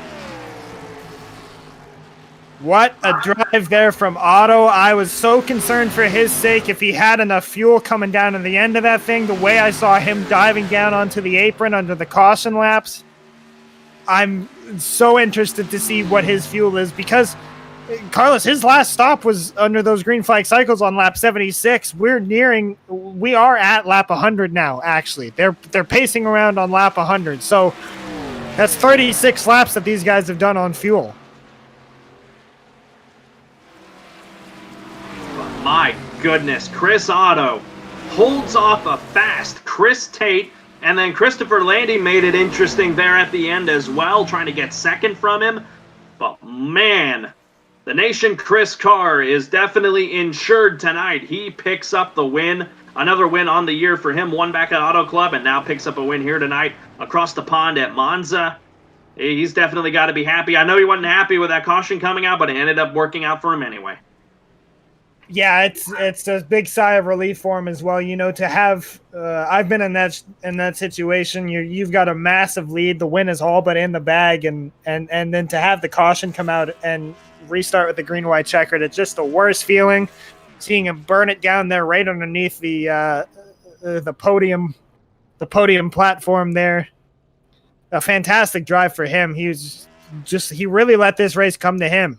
He was our pole sitter, and he led a couple laps at the beginning. He dropped out of the lead, and we didn't really see him much until the end of this thing. Yeah, he took the lead around lap 80 or so when Mesa made that mistake. And now he sits there on the front stretch here at Autodromo Nacional Monza. Wow, what a run for that Nation Chris, number 88. Picks up a win, already locked into the playoffs, but another win doesn't hurt him for sure. We'll now take our ticker off. We'll give you your full finishing results here. Chris Otto first. Chris Tate brings it home second. Christopher Landy third. We'll hear from all three of them. Christopher Lawrence fourth. Chris Raul Mesa fifth. Chris Matt Metler brings it home in sixth. Chris Roberge in seventh. Chris Corriveau brings it home in eighth. Good points day for him. Chris Jones ninth, and then Christopher B. Williams rounding out the top 10. As we'll get ready to get everyone in here for some interviews, we'll throw it to another break. We'll be right back here from the Autodromo Nacional Monza here in Monza, Italy. Again, Chris Otto, your race winner. You'll hear from him and Tate and Landy on the other side of this break.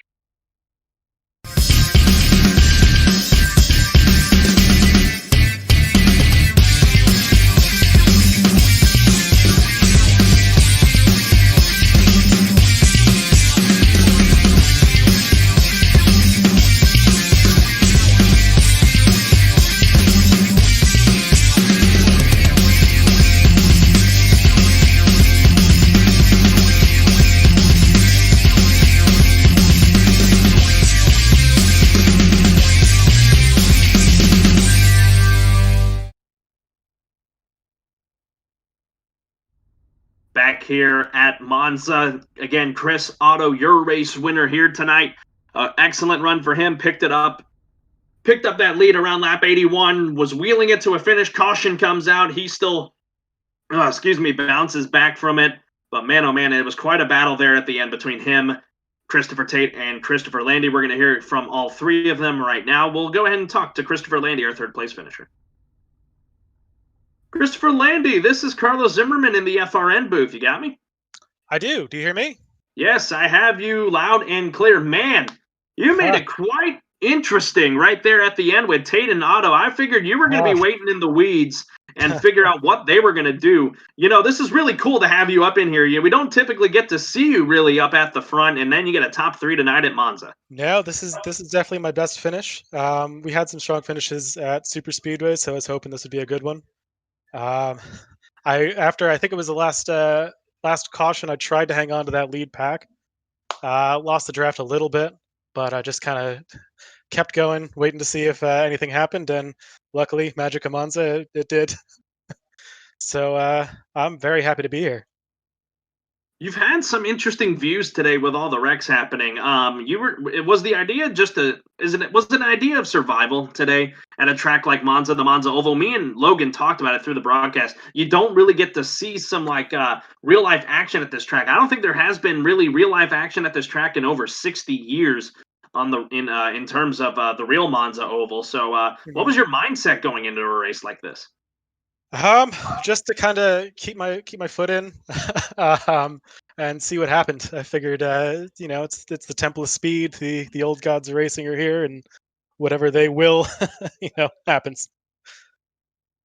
But a third place run for you tonight. You entered this race 14th in points. I'm not exactly sure what the cutoff is for the championship. This is definitely going to be a big one for you because Christopher Ritchie did not make the race tonight. Chris Jonathan Leach had some troubles as well. This should catapult you to 12th into the point standings. Yeah, I'm hoping that this gives me a nice buffer above. I think 16th is the playoff cutoff. So I'm hoping this kind of secures it because I have no experience at our next couple of tracks, so I got to save up those points. Alrighty, again, third place run for you tonight. Before we let you go this evening, and we'll get to talk to our top two, anybody you want to give a shout out to? Absolutely. First off, my parents. I don't know if they're watching, but I promised my mom I would thank her if I ever had something like this. My wife, who's watching in the other room. My crew chief, who couldn't make it tonight, unfortunately, but I will definitely be giving him a whole rundown. And you guys, Chris Jones, for putting this all on, and anyone who managed to watch. Alrighty, Christopher Landy, a third place run here tonight at the Monza Oval in Monza, Italy. It's been a pleasure to have you up in here. Probably, I think, for the first time this season Yep. in races I've called that I've had you here in the top 3. Excellent And run for you tonight. One more, if I may. Grazie ragazzi and grazie tifosi. There you See you go. guys. There you go. Thank you very much, Christopher Landy. 3rd place run for you tonight. Best of luck to you the rest Thank you. of the way. Thank you so much. Have a good night. And with that, we'll now send it over now, and we'll talk to our 2nd place finisher, Christopher Tate. Christopher Tate, this is Carlos Zimmerman in the FRN booth. You got me? Yes, sir. How you doing? I'm doing great. How about you? I'm kind of bummed out, but I'm glad I got the points lead back.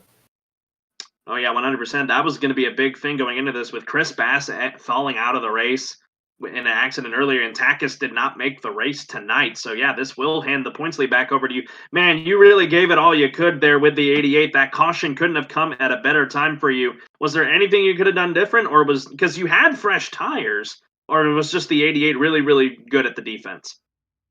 A bit of both. He was really good at defending his lines, and I had a little bit of right front damage that held me back from hitting the wall earlier on. I was just hoping the tires would be enough to be an equalizer in all of it. Now I have to ask you, you had quite the battle in the middle portion of this race with Chris Raul Meza. Tell me what was going through your mind trying to get in that battle, because man, he really did not give you any real estate to try and make a move. Yeah, I don't blame him for any of that. I mean, there's really not enough room to race side by side on the track anyway. So, in my opinion, it was all clean. I was doing stuff drastic just to try and get around him. He didn't do nothing wrong. He was just running his line and defending his position.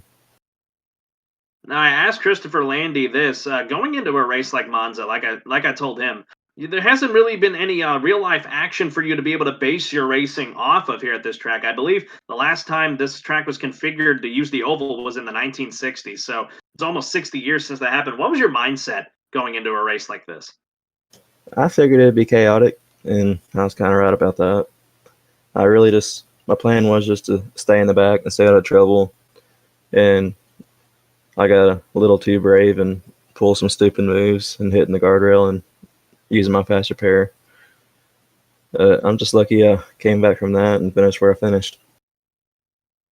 Right, yeah, like you said, you're back in the points lead. You head to Atlanta in 2 weeks. That's another track where you're going to be slipping and sliding. The track will be hot.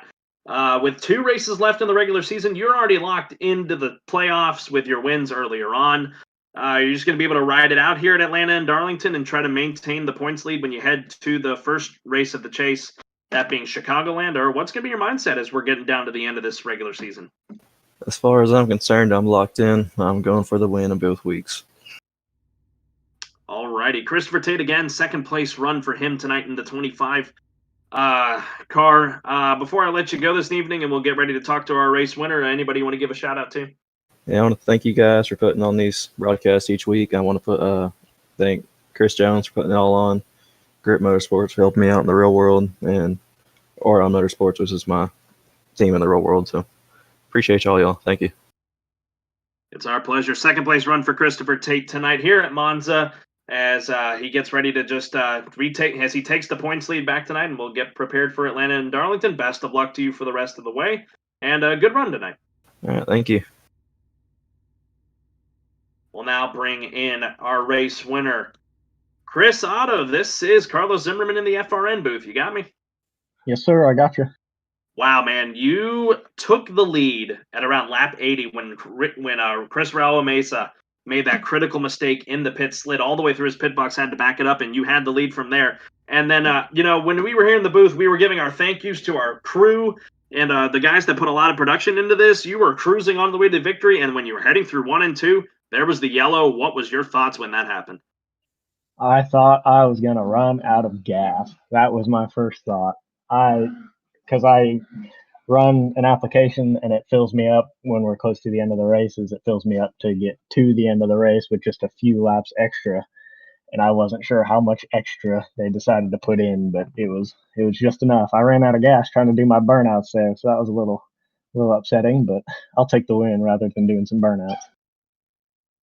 Now, in those final 2 laps, you had to hold off both Christopher Tate and Christopher Landy, who made it interesting there at the end. Was the idea to just hold your line and that may you keep Tate from doing anything, or what was your mindset? Well, from Jonathan Leach, he had crashed out early in the race, so he was helping me out, kind of telling me what was going on. And he said that he had some right front damage. And in that long green run after the pit stops, I was pulling away from him. So I knew with that he didn't have the single car speed to pull out and make moves or do anything like that. So I knew that, but I was also on the defensive, holding my line, making sure that he wasn't going to get a run down low, up top, or anything like that. Now, I asked both Tate and Landy this. What was your mindset going into a race like this? You know, we haven't really had any real life racing here at the Monza Oval in almost 60 years. You typically just see the F1 guys in the GT get at it on the road course configuration of this track. What was your mindset? Survive, or was it something different? Well, my mindset going into it was, if I can qualify up front, I'm going to try to stay up front, because normally the wrecks don't happen up front. They happen in the middle of the pack. They happen at the back. So luckily I put down the fastest lap I'd ran all week in qualifying, and I blew second place out by like 4/10, I think, or something like that. So it was just that strategy. And then I didn't want to be too aggressive too early, so I let Bass go by, and then I got into the fence a little bit there off of 4. And I ended up accidentally using my faster pair, so I really had to take it easy the rest of the race. So just from that point on, it was survive. And I'm surprised I did. I avoided 2 wrecks that I probably thought I should have been in, but luckily I didn't, and came home with the win. Alrighty, yeah, you get the win tonight. This is going to be a big points day for you. Corvo didn't have the best of runs, and Chris M. Scott didn't make the race tonight. So it looks like you'll be able to slot into the 6th position. With this win, you definitely solidify your place in the playoffs. Atlanta and Darlington are nets. What's the mindset going into those final 2 races of the regular season before we head to Chicagoland for the first race of the playoffs? Mindset's just going to be get as many points as possible, race as clean as possible, and just get the best outcome. And if we can get some more wins, we can get some more wins. I feel pretty confident about Atlanta. Darlington is not a strong track for me, so that's going to take some practice for me. I'll get there, though. I just stay out of trouble and finish these races up in the top 5, top 10. Alrighty. Our race winner, Chris Otto. Before we let you go this evening, go celebrate this victory. Anybody you want to give a shout out to? Yeah, I want to give a shout out to you guys for putting on these great shows. I love going back and watching all these. These are fun, whether I wreck out or not. You guys do a great job commentating these races. And Chris Jones for putting this on. He had some bad luck in that race and blew an engine there towards the end. But he's a good sport about all this stuff, and he does a great job with this. And then Jonathan Leach there at the end helping me with all that talk about what Tate was doing and what damage he had and stuff like that. That really helped me.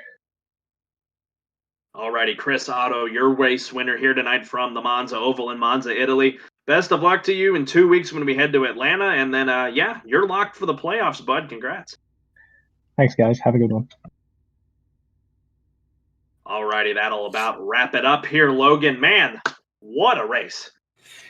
Yeah, like I've said so many times today, we had no idea what to expect, and it's apparent that the drivers had no idea what to expect either, other than just pure chaos. And I guess that's just one way you can sum up this event, was chaotic. I mean, we had 3 cars finish on the lead lap, and the next closest finisher was Chris Lawrence in 4th, 2 laps down. So the only clean car on the racetrack was our race winner in Chris Otto.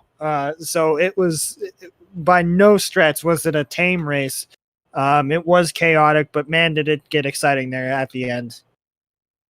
No, absolutely. It did get very exciting, and it ended up with Chris Otto going to victory lane here tonight, solidifies his place in the playoffs. A 5-race playoff that'll come up in just about, trying to do the math in my head here, coming up next month in the month of August, starting in August 8th at Chicagoland. But in 2 weeks, we'll be back here on FRN here, always on Saturday nights here, 7 Eastern, 6 Central. We're at the Atlanta Motor Speedway for that race. That will be a fun one. Hopefully it'll be myself and Logan Breakey on the call. That ought to be a fun one. Logan, thank you for joining me tonight. It was a lot of fun to get to work with you again, and it was a good race tonight at Monza. Yeah, buddy. Thanks for having me up here, and thanks for being such a friendly partner. I couldn't find the word there. Friendly partner to call along with, and looking forward to Atlanta. Absolutely, folks. Don't turn away from the Flat Out Racing Network. They're about at the halfway point out in Sparta, Kentucky for the Soda Guys Cup Series race 19 of 35 on the year. Seth Cole and Sam Dyer bringing the action over there. Also on the Flat Out Racing Network, go check that race out so you can continue to get some good racing action tonight. But that'll wrap it up here from Monza. For Logan Brakey, my name is Carlos Zimmerman. Thank you so much for joining us. Once again, your race winner, Chris Otto. And once again, we'll see you in 2 weeks for the race at Atlanta here in the cNASCAR Chris Cup Series. Good night one more time from Monza, Italy.